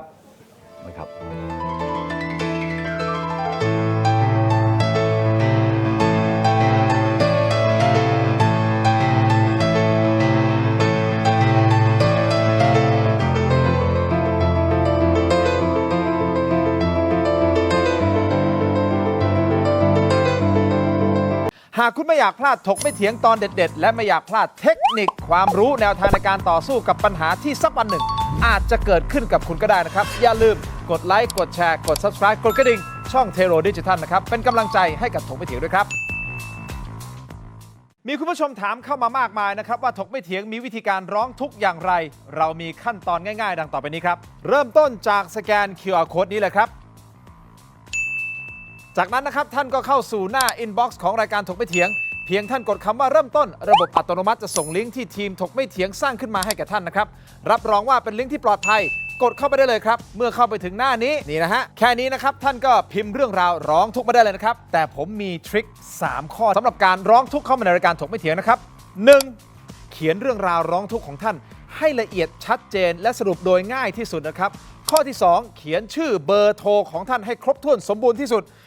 และข้อที่ 3 ถ้าท่านมีภาพคลิปวิดีโอกล้องวงจรปิดหรือหลักฐานต่างๆนะครับส่งเข้ามาที่อินบ็อกซ์ของเราได้เลยครับเพียงเท่านี้นะครับเรื่องราวร้องทุกข์ของท่านก็จะเข้าสู่ระบบหลังบ้านของถกไม่เถียงอย่างแน่นอนนะครับอย่าลืมนะครับเดือดร้อนไร้ที่พึ่งนึกถึงถกไม่เถียง